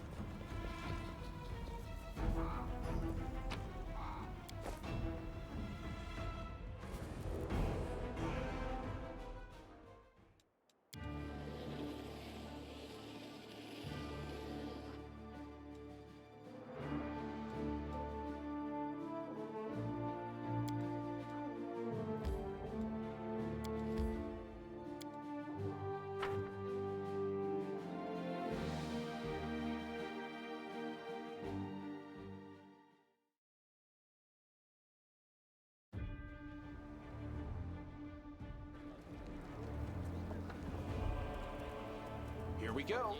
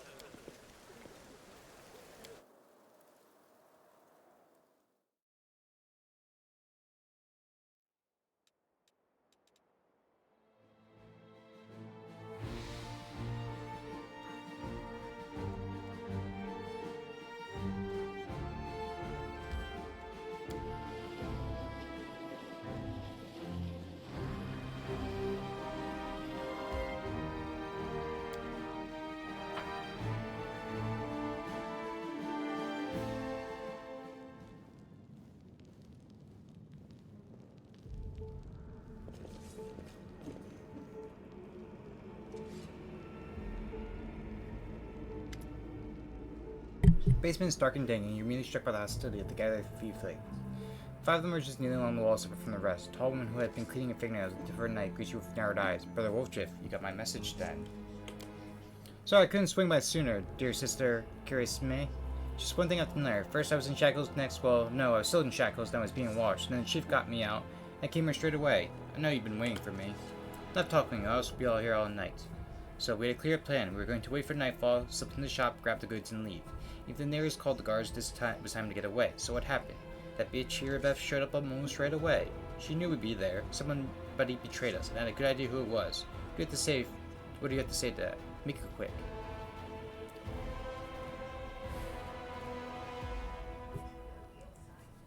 Wolfdrift, tell us your side of the story. What happened? Kirame turns to you. He speaks. I thought Wolchif only brought you so he had someone to hide behind if things went south. Instead of tell, about a week ago, Sister Kirame got 6 of us scared at the very basement. I mean, there's 5 over there. I mean, Wolchif jerks his head towards the 5 feet leading from by the wall. She rounds us up and she says we got a score. Sentience and wonders, one whose plays no way ever been able to hit. Place that's guarded by a golem, but now a powerful scroll that would knock out the golem just happened to come into our possession. On with tip-off that the shop owner would be gone on a particular night. Also fixed no magic, and we know that any change jug was over a pretty penny. So we're in. The most important part was that none of us were able to hang about the shop ahead of the job. No casing out the place, no calling attention to ourselves from either the golem or its master. The shop was top secret. That's all true so far, go on. We did everything right, and with the locks and the golem. I picked the lock, I remember clear as day. Sister Donna was on lookout, Brother Melorn had the scroll, Daffy, Tavy, and Vayner brought the sack. They covered the window and hit the torches. I remember scooping up rings and tossing them in the sack, and one very expensive one rolled away from me. I crawled under the table after, and next thing I know, Irbeth was there. Everybody scampered, but I was still under the table. Now my finest moment was going to wait it out. Then these blockheads were dragging me out by the tail, shackles. They called my rings off me, about 20,000 worth. Add to insult to injury, I never even found out about the last one. In the end, I got burned over nothing. So they caught you, poor thing, stripped of you over a loop, and you didn't even manage to stash anything? You can hear me supposedly polishing your knife. What's the moon of the abyss, Brother Wolchif? What's the moon of the abyss? It was the amulet. You sit on a little cushion in the window of Centuries of Wonders. Sterling silver sparkled like a star. Fine piece of work. On the side there was a half moon, a crescent, and waning moon. In the middle there was a dark crystal like was eclipsing of the moon. Old man Phillyman was so proud of that amulet. He used to say, I'll never sell it. It's a jewel of my collection. Wolchif sighs unhappily. I used to go there and see what kind of treasures there was in this world. There's nothing to look at in the city. People used to claim it was a powerful thing, but who's to say? If there's a little thing like that, you have the guards on you the second you try to fence it. I knew you were always hanging around the shop, drooling over the moon and the abyss. Do you think you could swipe it all in the commotion, keep it for yourself? Do you hope that would be locked up and you get off scot-free and with a fancy trick to boot? Don't take me for a mug, Wolchif. I see right through you. Why would you hear about for us to an informant? Took the words right out of my mouth. This doesn't make any sense. If I was the rat, I've kissed her on the hand, been long gone by now. You know me, sister. I'm a cautious fellow, not an idiot. Why would I go against the family? So the fish in the cellar can have a nice Wolchif-sized dinner? Moon in the abyss is a pretty bauble, to be sure, but it's just an amulet. Ain't worth dying over. Nope, yours best people protect you. You knew you could pin the moon going missing on them. And they come here with backup. You know exactly what I was going to say to you. Only problem is nobody's returned the amulet to Phillyman. Are you giving Irbeth a cut? Is that it? Have you seen her? Do you think she'd take a cut of anything offered her? She can't be bought. She's like 3 heralds of Imade all rolled into one. He speaks the truth. You'll find some knights who'll take bribes. I'm sorry to say. The Irbeth Tearblade isn't one of them. Go on, Wolchif. That's the whole sorry story. Wolchif crossed his arms to confront it. Some family, this turned out to be just a name in the end. The real family, people take each other at their word. They don't throw around accusations. I didn't take the moon in the abyss. What am I going to do with it? You can't sell it to no crusaders. This is special item. You can't wear it. It'll get nicked. It's pretty to look at, but ain't that pretty. So I report to you, sister. I'll find it, and I'll drag the tray here by its horns, just so you don't end up at the bottom of the cellar. Do you know where you're going to owe me for that? An apology, right here in front of everyone. You're going to apologize loud and clear to everybody hears it. You'll say, sorry, Wolchif. You're a good guy, and I was wrong about you. Fine. You're one of my people is why I'm going to give you some time. But if you run, Brother Wolchif, the family gets wherever you go. You'll spend the rest of your life looking over your shoulder, tossing and turning at night, fearing poison every cup and every meal. You look at the eyes of every tiefling you meet, wondering if the family came after you. You have no peace, but one day, you'll be tired of running, you'll stop to catch your breath, and as wound will get you. Got that? Got away with words, Sister Kirame. A way that almost made me wet myself, but a way nonetheless. Let's go, Chief. We'll go to chat to that scary gal, Irbeth. She knows you, little. You can ask her who ratted us out. I'll let you do the talking. We'll find the real traitor. I'll give my apology. Onward to Irbeth, Chief. Let's go clear my good name. Real out traitor, be quick about it. Time's running out. I don't want to get chewed up by demons. Okay, so we need to do the Fieflings. So Blackwing Library we have to go around anyway. Same thing with the wine cellar, so we're gonna go, and the Hang Cultist is right there, so we have to go through Market Square anyway.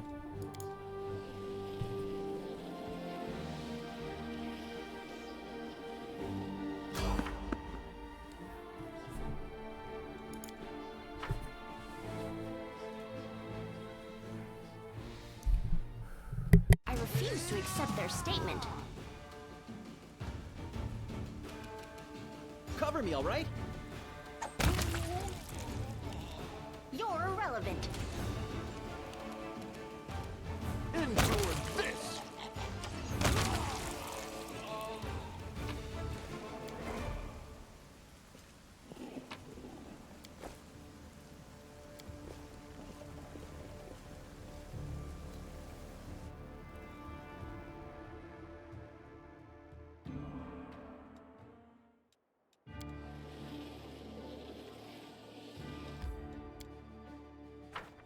Over here, we're gonna look for the wallflower and find the last of the Desna's people. And then we'll go probably check out the south places a bit. Let's look for some crusaders. Should we rest now? Nah.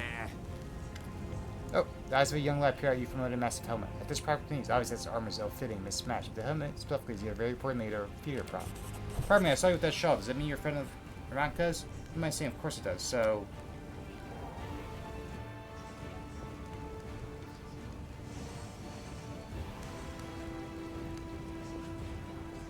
Ooh, what's going on here? Oh, it's Holrin. Holrin. The young man's speech is interrupted by the arrival of a new cast of characters. People in the robes of Humiday's Inquisitors appear from all sides surrounding him. The depth fall of the Temple of Desna. You are under arrest on suspicion of treason and aiding the demons. You have a win to come quietly. Drag your feet and will count as attempt to resist justice. Pilot Holland appears behind his people, and here's a traitor who almost corrupted the ward stone with his magic. You don't think that the disorder and demonic presence in the city would distract us from pursuing traitors, did you? Yu's eyes go wide and he says nothing clear, not knowing what to do. Hold on, right, one moment.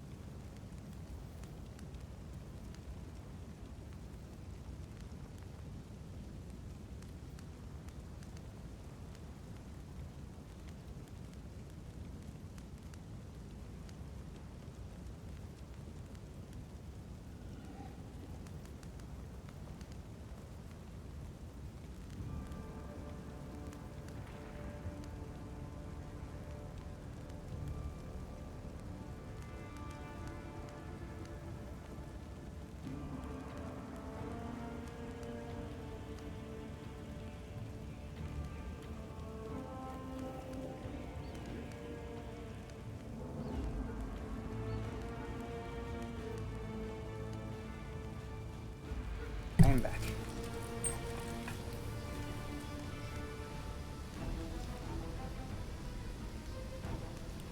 Oh, there's the followers, our harmless dream. Because you leave my brother in faith in peace. Faith in peace, or I'll show you that I will protect your out. Thank you, the gods have sent you, same. Lord heal us all in the spheres. Inquisitor's brow furrows. You bear the gift of head and you're taking the side of the Duguin and conspirator. Heaven knows only the not only righteous anger, but mercy as well.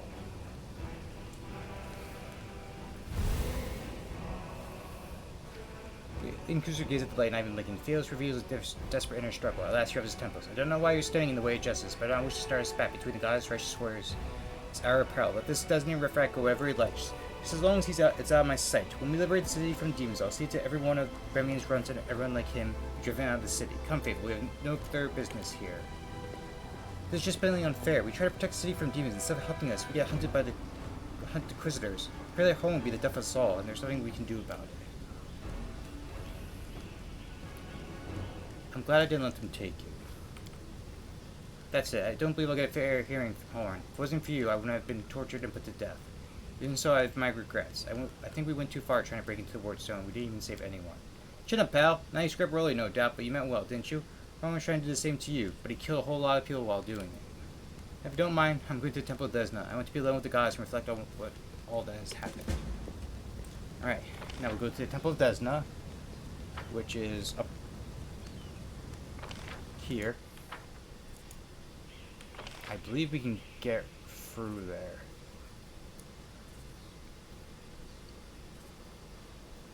I think.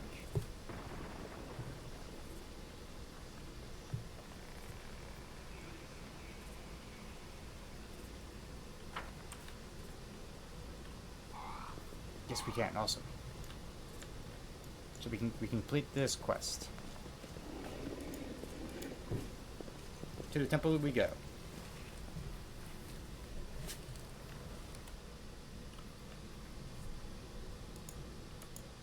I need to check something also.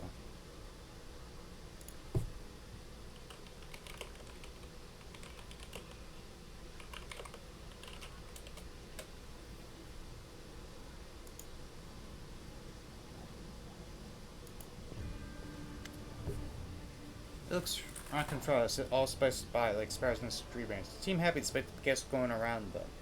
If there's any rescuers, good that you come. Sit with us.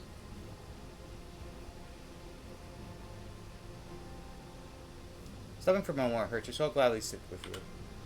The depth share can spare a look. We decided to give you a gift, a special gift, one that we would never share with anyone except for the person who risked his life for ours. Who didn't just take a stand against evil, but against injustice and the guide of the law. Our gift, Ranka is a song. We call it the Starboard Gaze, and it came to us from the true servants of Desna, from Domain Elysium. The song can give his soul with renewed vitality. Just listen. Do I get a gift? Can I swap my song for something else? Oh! Say cash or even a snack of some kind.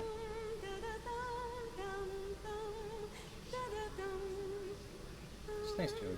Those untouched arts can possibly appreciate that some stones are worth more than gold. Those who spent their whole life eating 3 squares of meals a day and sleeping on silk streets don't realize that sometimes a crust of bread is worth more than gold. You know what? I'll sing the song after Ranka. It's a pretty song. Beat the melody, feeling coming from somewhere within your heart, and then... Ooh! The music stops. Suki finds himself in a place that looks nothing like the ruins of the city. It all happens in the space of a blink. He closes his eyes in one world and reopens them on another one entirely. A delicate twilight envelops this new world with streaks of moonlight breaking through the gloom. Suki is standing in a shallow stream of murmuring water, deep in the forest. There is no one else around.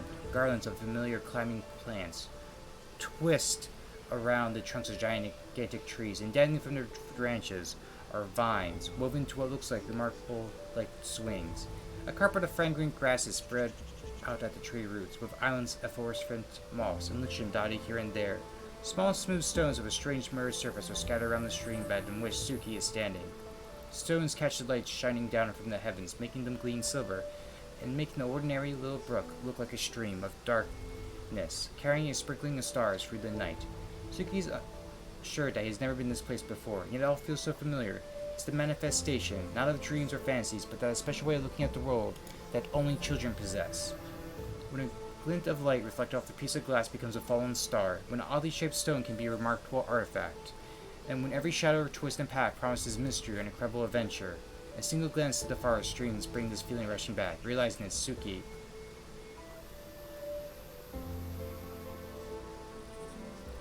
Unhurried, makes his way through the stream bed, taking in his surroundings.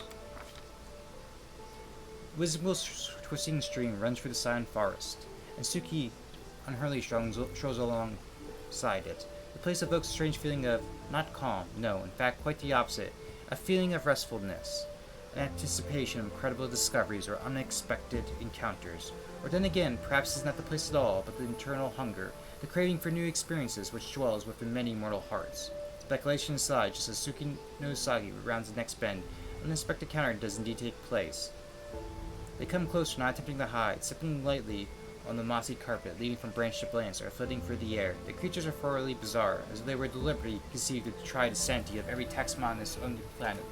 One has the fluttering wings of a butterfly on its back, another has the tails of a dozen different animals, while a third boasts tresses of streaming water, hooves instead of feet, and springy clover glowing over its skin.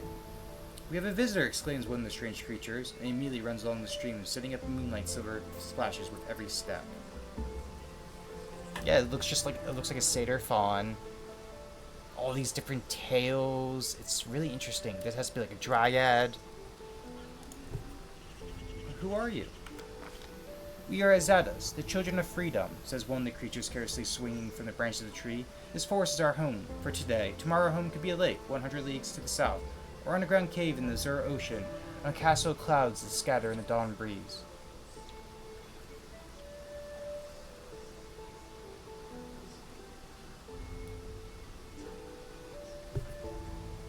Spying on satyrs. "Where am I?" "Don't you know where you are?" asked the creature in amazement. "These are plains of breathtaking beauty and plains of astonishing wonders. But only Elysium is woven from their craving for beauty, from the belief in wonders. That is where you are, in the most peaceful, most harmful corner of this planet of boundless freedom. We are Zadas, the children of freedom," says one of the creatures, scarcely swinging from the branches of a tree. "This forest is our home for today." Okay, so they're repeated. "How did I get here?" "We don't know how you came here," says the creature with a dozen tails, smiling. "Mortals rarely come to Elysium during their lifetime. But here you are, which means that something must have brought you here, something in your soul. If your soul did not harbor even the slightest speck of freedom, yearning, and compassion, you never would have found your way here. Now that you know the answers, tell us, what do you want?"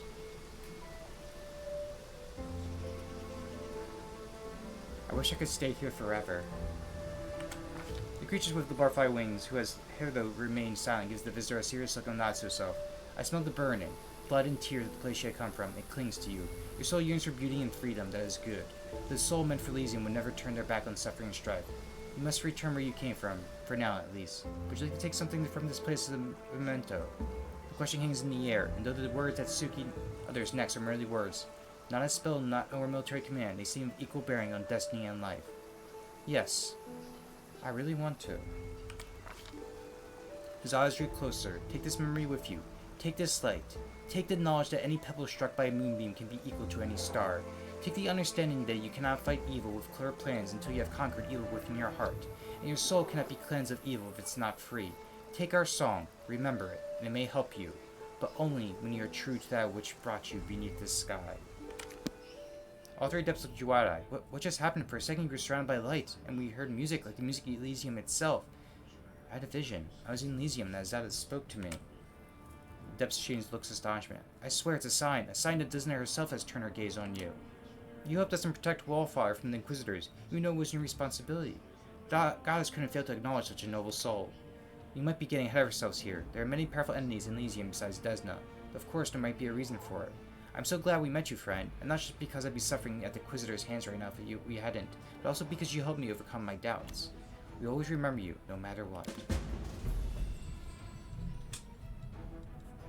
I can handle it.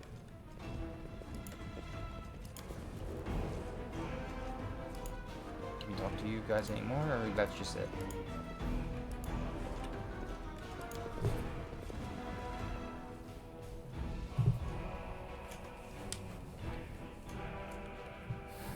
Alright.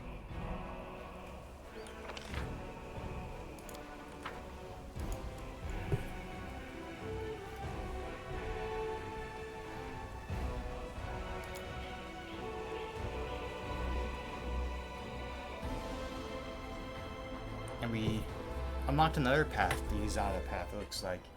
The path of the Fae. So we'll go to the tower next.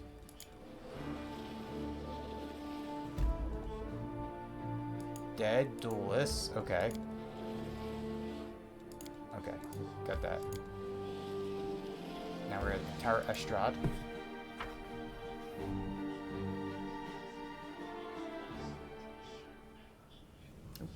I'm gonna... My mouse keeps sliding off sometimes.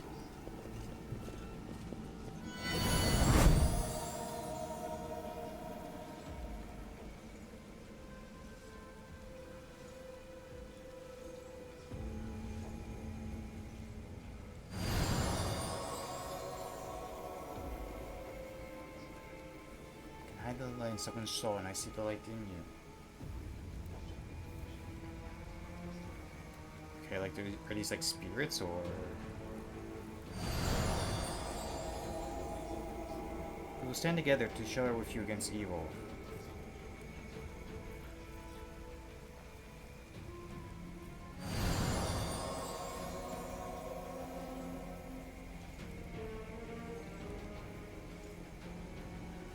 I hear the echo of a familiar voice, but I feel the warmth from my inner flame. My brother, we will help you.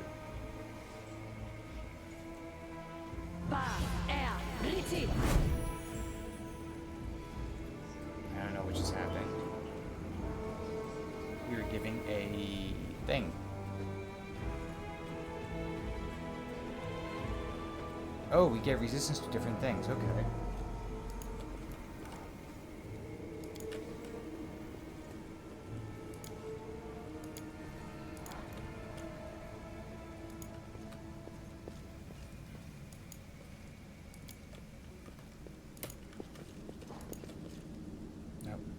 Whoever you are, keep quiet. There's a horde of enemies just beyond this door. Come over here and you'll see there's a handy way. Okay. Gray boar. Be quiet and watch. This is the best part. Get together. There's no more eluding. You all have to sit tight here and wait for the order to attack the defender's heart.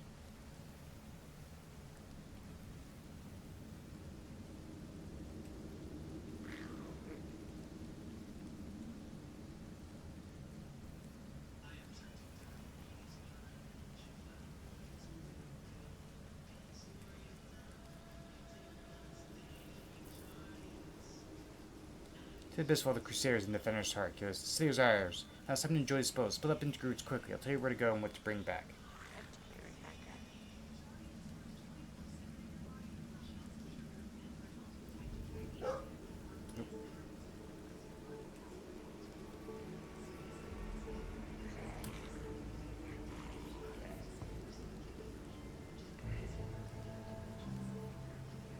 You go back to Bahama. He must be missing that lapdog. Everyone here will be following my orders. I am in charge.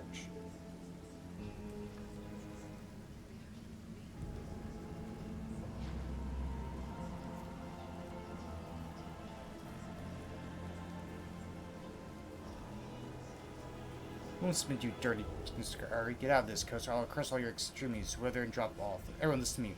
What we're going to do is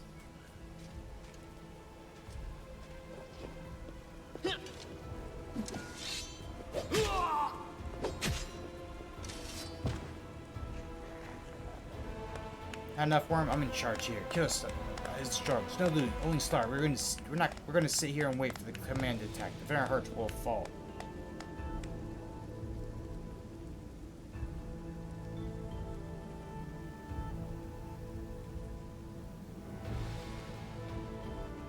I'd stay away from there right now. The tower is the main stronghold of the Templars of the Ivory Labyrinth and their allies. Going up against that many of them would be suicide. I have a better idea. If the demons and their mortal agents were better organized, the Crusaders would have been crushed long before now. But they're always trying to spread in every direction. Right now, in every corner of the city, there are demons like Kylus who are trying to consolidate their forces to launch a joint attack on the Defender's heart.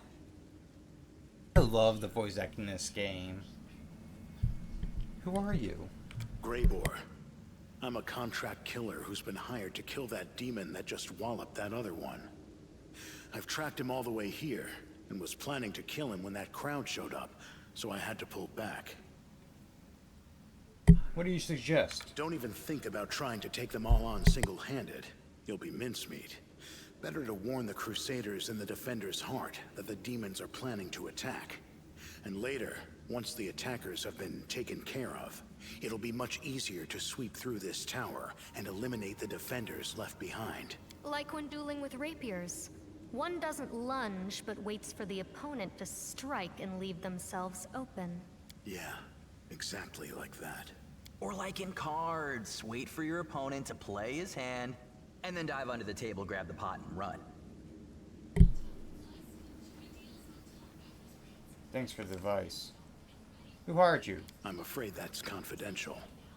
As a professional, I'm obliged to keep my client's name a secret. We could tack them together. I have no desire to die today.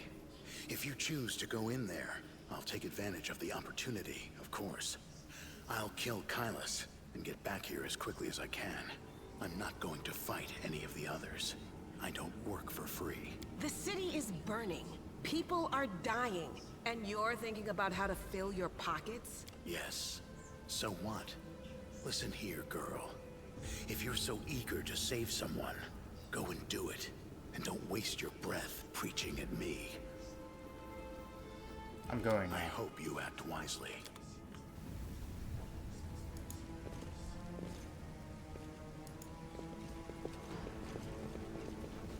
Did we step on their toes as well? I love he immediately does it. Goes invisible, kills the guy, and leaves like, the rest is for you. Stab you or zap you? Why not both?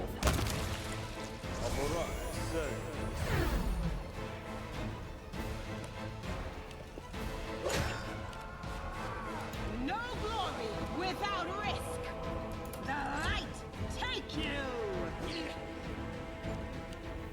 Definitely have to take a long rest at some point.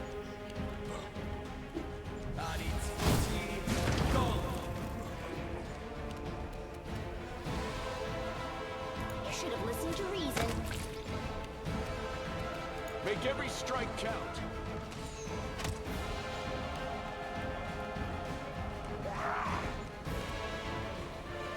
The spirits demand your blood.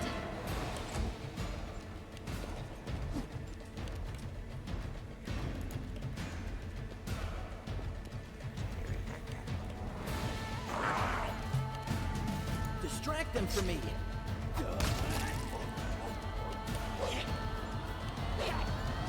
Into the fray.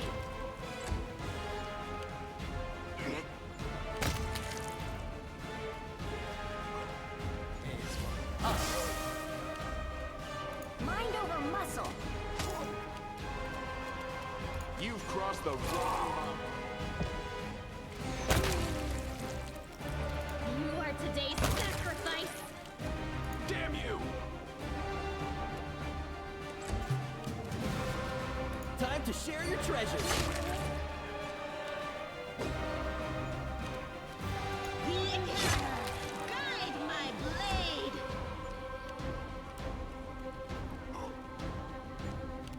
I'll remove this obstacle. You won't survive me. Heavy Mace of Fire. Okay, not bad.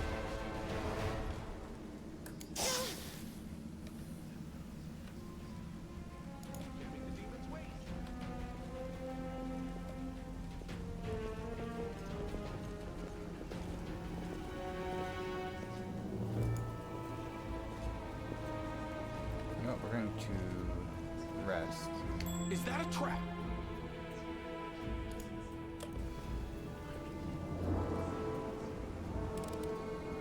Pretty good, aren't I?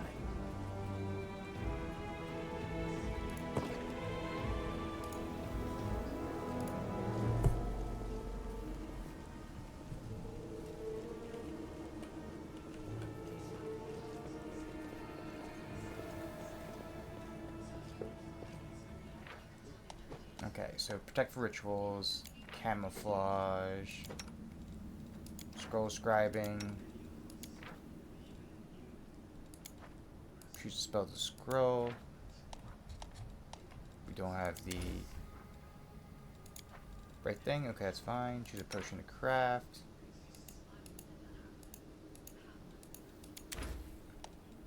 Hearty meal, we'll just do that.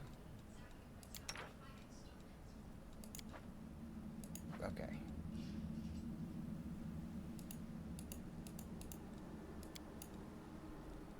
Are all cities on the surface as huge as this? In Canabres, our tribe would be like a drop in the ocean. It's hard to even picture what Neurosian must be like. Neurosian! When the war's over, you'll see it. There's always lots going on there, and there's even a few good inns where we can celebrate our victory in style.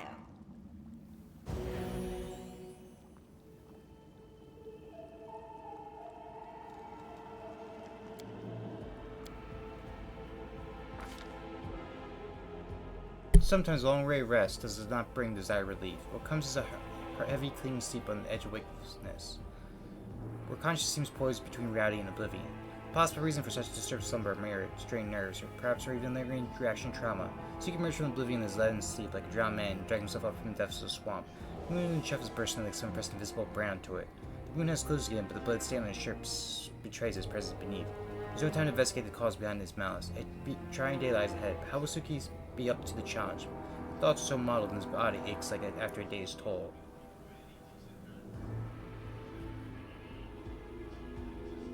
I can't ignore my health, better take care of it now rather than later, which could already be too late. The summer moment's weariness abates, retreating to the depths of the conscience, but leaving the path open to return to the next time seeks refuge in sleep.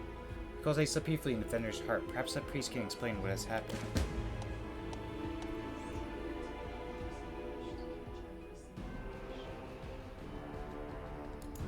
Okay, so corruption, nightmares, okay. But to the basement we go.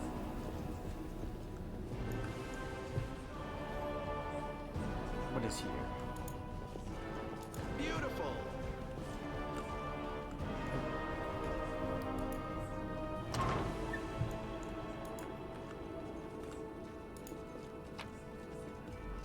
A angel's book, okay.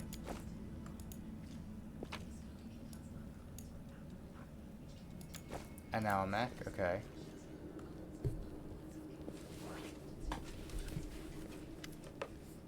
A pale and frightened half-elf looks at you wearily. His face is twisted in the grimace like he just ate something slamming. Hey, who are you, eh? Praise Bahamut. What are you doing here? Did Vexen send you? I heard noise outside, but I was making a list of the relics. Did something happen? Who are you? I'm Telmer, the scribe and senior aide to Lord Xanfer the Plague One. Do forgive me, but Vexen has been assigned to this command, has he not? Where is he? What are you doing here? I am complying a list of valuable Crusader artifacts. Lord Xanfer has ordered that everything of use should be transported from city and saved from looting and destruction. We chose the museum at the place to collect and sort for the trophies. Fortunately, local thieves have proved even quicker of the mark than the demons. They ransacked the museum in the first few hours of the assault. There are some objects of interest among the exhibits they left behind. Museum custodian has been kind enough to advise me of those. But where's Faxon? Ha, fine Stephen Mendev. Turn your back and everything that isn't nailed to the floor will be gone when you turn around again. Demons have no chance against them. Master of our trade, we are. There you are, bragging again, dummy. Thieving has never led to anything but harm. Trust me. You fought the way you feed, now that might be useful. No, thanks. Every person has their calling. This is mine. But imagine you fought as if you fought as well as we feed. Where's the museum custodian? Over in the gallery. I just see him. I told him I was Crusader. It wasn't difficult. Oh, geezer's out of his mind. So tell me, where's Faxon? Clear off before I kill you. Half-Itch pulls forward, but then grabs his bag and leaps away from him. You're lying. You want me to turn away so you can strike me in the back and take the papers that have been trusted to me.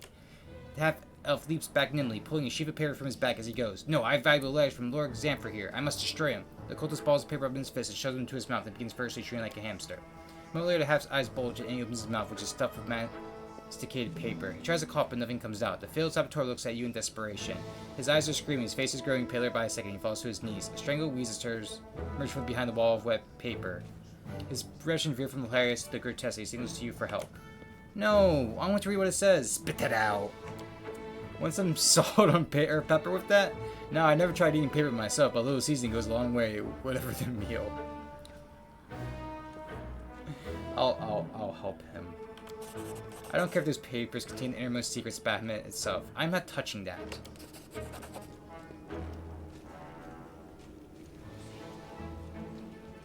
Cultist calls finally, and after taking a trailing path, leads up him and takes off running. He disappears to me with the water cooler response that's much worse for wear.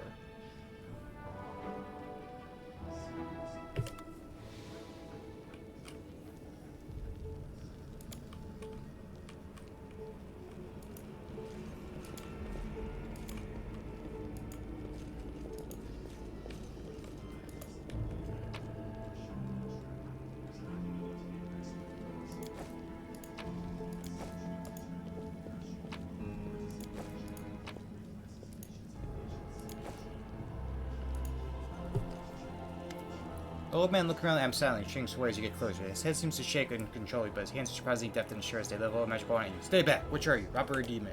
Hey, take it easy, Grams. So that's the way, eh? You see horns and you think you thief or demon? Quit scaring the old man, dummy. Have you seen your horns? They, how should I put this? Don't exactly inspire trust in a city that's currently overrun with demons. Hey, there are horns and there are horns. I mean, you have a valid point, Lon. Your horns are more akin to a goat, where Wolf's horns are more akin to a demon, so I guess there is a difference between there are horns than there are horns. I'm not going to hurt you. The old man goggles at you in terror, but he doesn't lower his wand. A rustling comes from somewhere behind rats. The old man moves around fearfully and peers in the direction the sound came from. The man holding the wand gradually falls to his side. When he turns back to you, there's no fear in his expression, only vague confusion. I'm sorry, I was distracted. What were we talking about? Who are you? Old man lowers his wand confusion. I think his expression goes strong and mournful, as though he's on the verge of crying. I forget. His gaze falls on a piece of cloth carefully stitched to his clothes, which reads Teldon. Tower Straw Museum Custodian. Aha, I am Teldon, custodian here. My reason once was. My faculties are failing, but this one time my eye could cut like a diamond.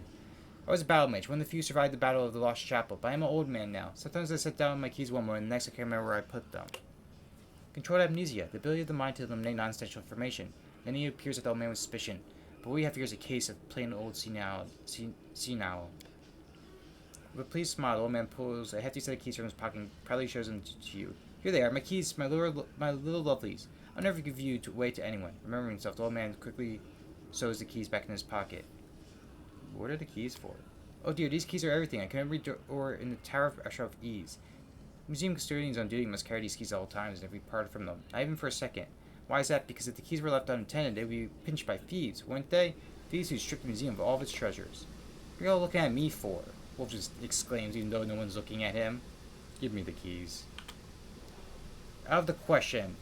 According to museum protocol, the custodian does not have the right to hand over the keys to anyone. I am personally responsible for the safety of the exhibits in the storeroom. Don't you understand? The museum holds things that could help in the fight against the demons. Biting his lip, the old man holds out the keys to you. You're right, I'm just an old duffer. Take whatever will help you and go defend our city. Why did the demons spare you? The museum custodian looks at you in stark surprise. Demons? There have been no demons in this museum. I heard them breaking through the tower, but then everything went quiet, and a very polite young fellow came along.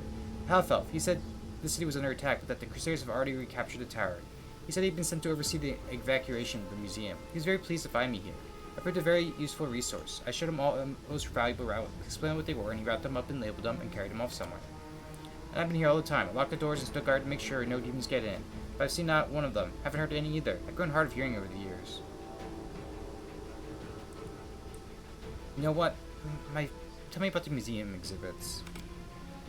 We'll take a lifetime and tell you all what it is, but I'll take you on a tour of the highlights. Some of my precious favorites. You have to take a look yourself. You won't regret. For existence, we have a painting depicting angels fighting demons. Now you must find it hard to believe, but the first Crusaders, mainly heavenly beings, fought shoulder to shoulder with the Crusaders. These two paintings are Tinker the Ariel, the Seven Twins as they are called.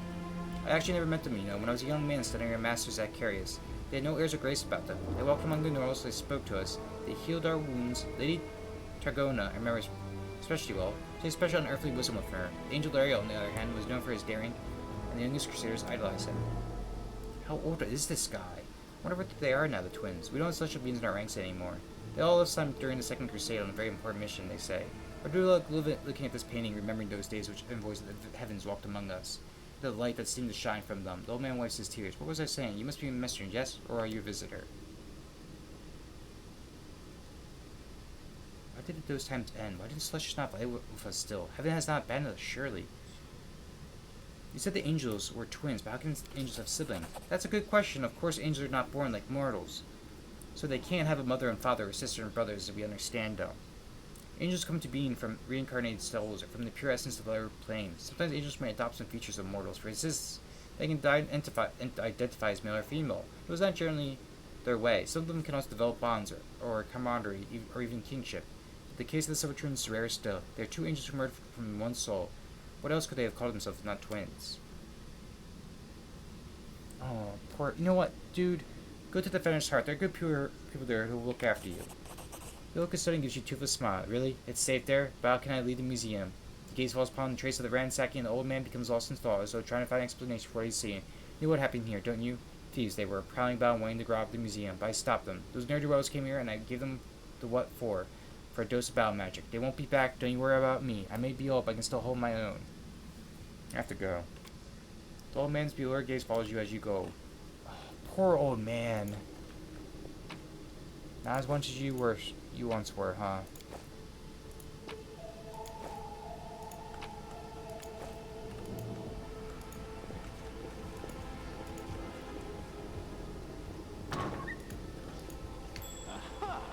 Okay, Can't hide from me. there's multiple traps. Might be trap, might be treasure. Let's see what we can do.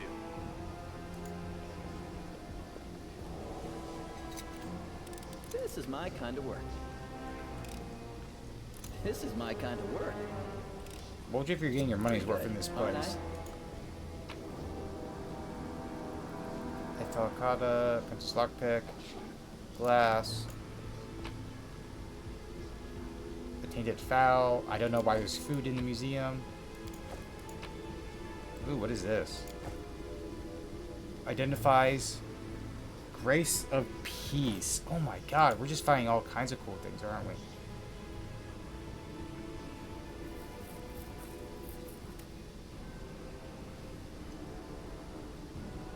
Oh, it deals extra damage against undead. Okay.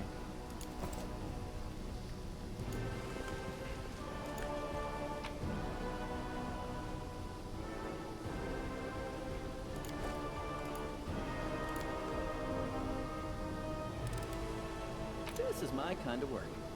Magic essence and a longbow. Trapping longbow, which immediately is going to Lon because Lons are best when it comes to things like that.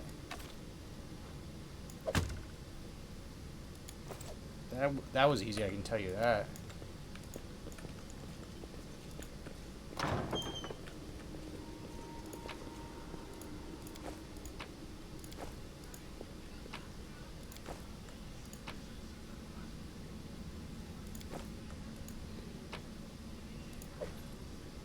Lady Candaria's chain shirt.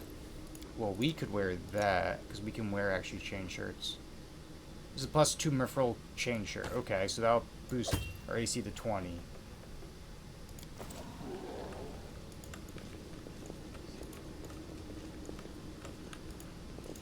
Okay, so this was his bedroom here. Okay. We're done with the tower and we can head back. But really, poor guy.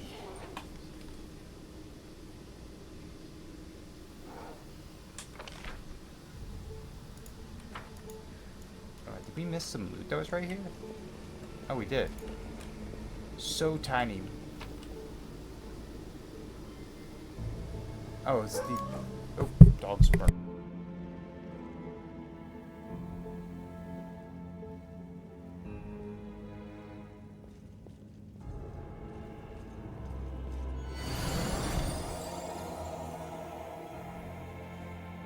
Rouse back to wakings. Greeting. Who are you? Not who, what, memories. This place was created as a cradle of memory and fantasy. The thing that belonged to these heroes were kept here. Who used to come to this place to remember those heroes, and myself and theirs are living memories. You look us, so here we are. Why'd you help me? A soft smile appears on Luna's face. I sense something to you, as if you were close to me somehow. Like we shared shoulder to shoulder once in the face of evil, and must do so again. I sense the light dwell within you. Very recently, you were threatened by a powerful demon, dark bloodlust, tried to enslave your soul.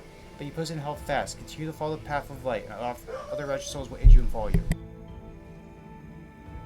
Your memories of who? Of all the heroes that you wish to immortalize. Go touch your memory and see how they remember us. After all, this place was created so their names would never disappear in the midst of history. Usually you'd like places near Neilholm. Quite calm, we used to walk among the pillars and pedestals watching people who founded this place. Who was driving them? What would they think about future generations?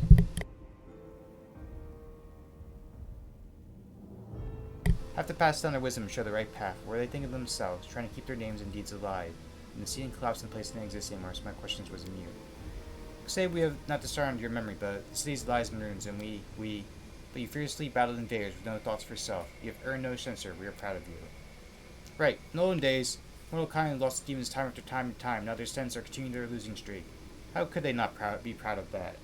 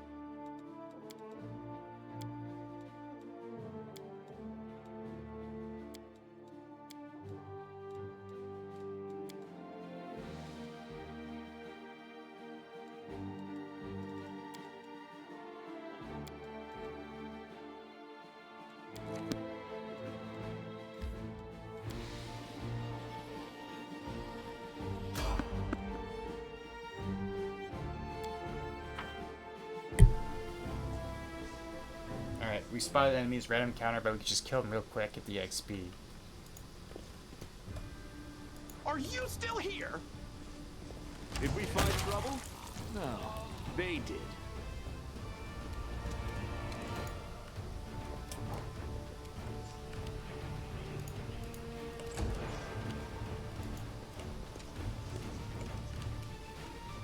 You should have listened to reason. Cover me, all right? Endure this!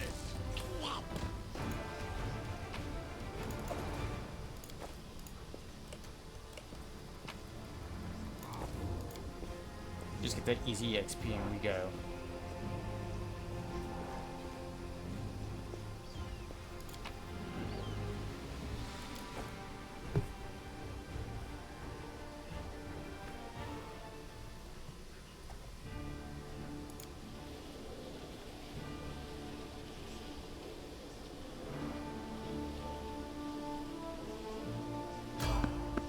We can invade them. Just keep going. Failed ritual site.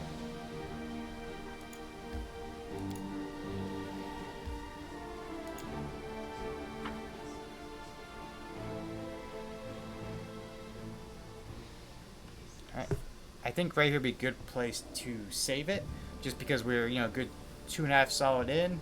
And be a right good place to start, right before like almost like a mini dungeon with a mansion. So let's look for a raid out.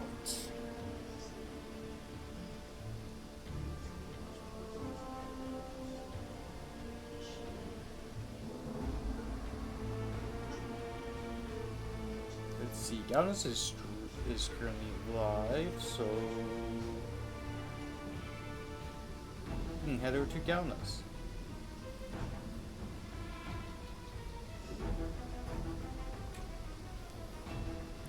That's great.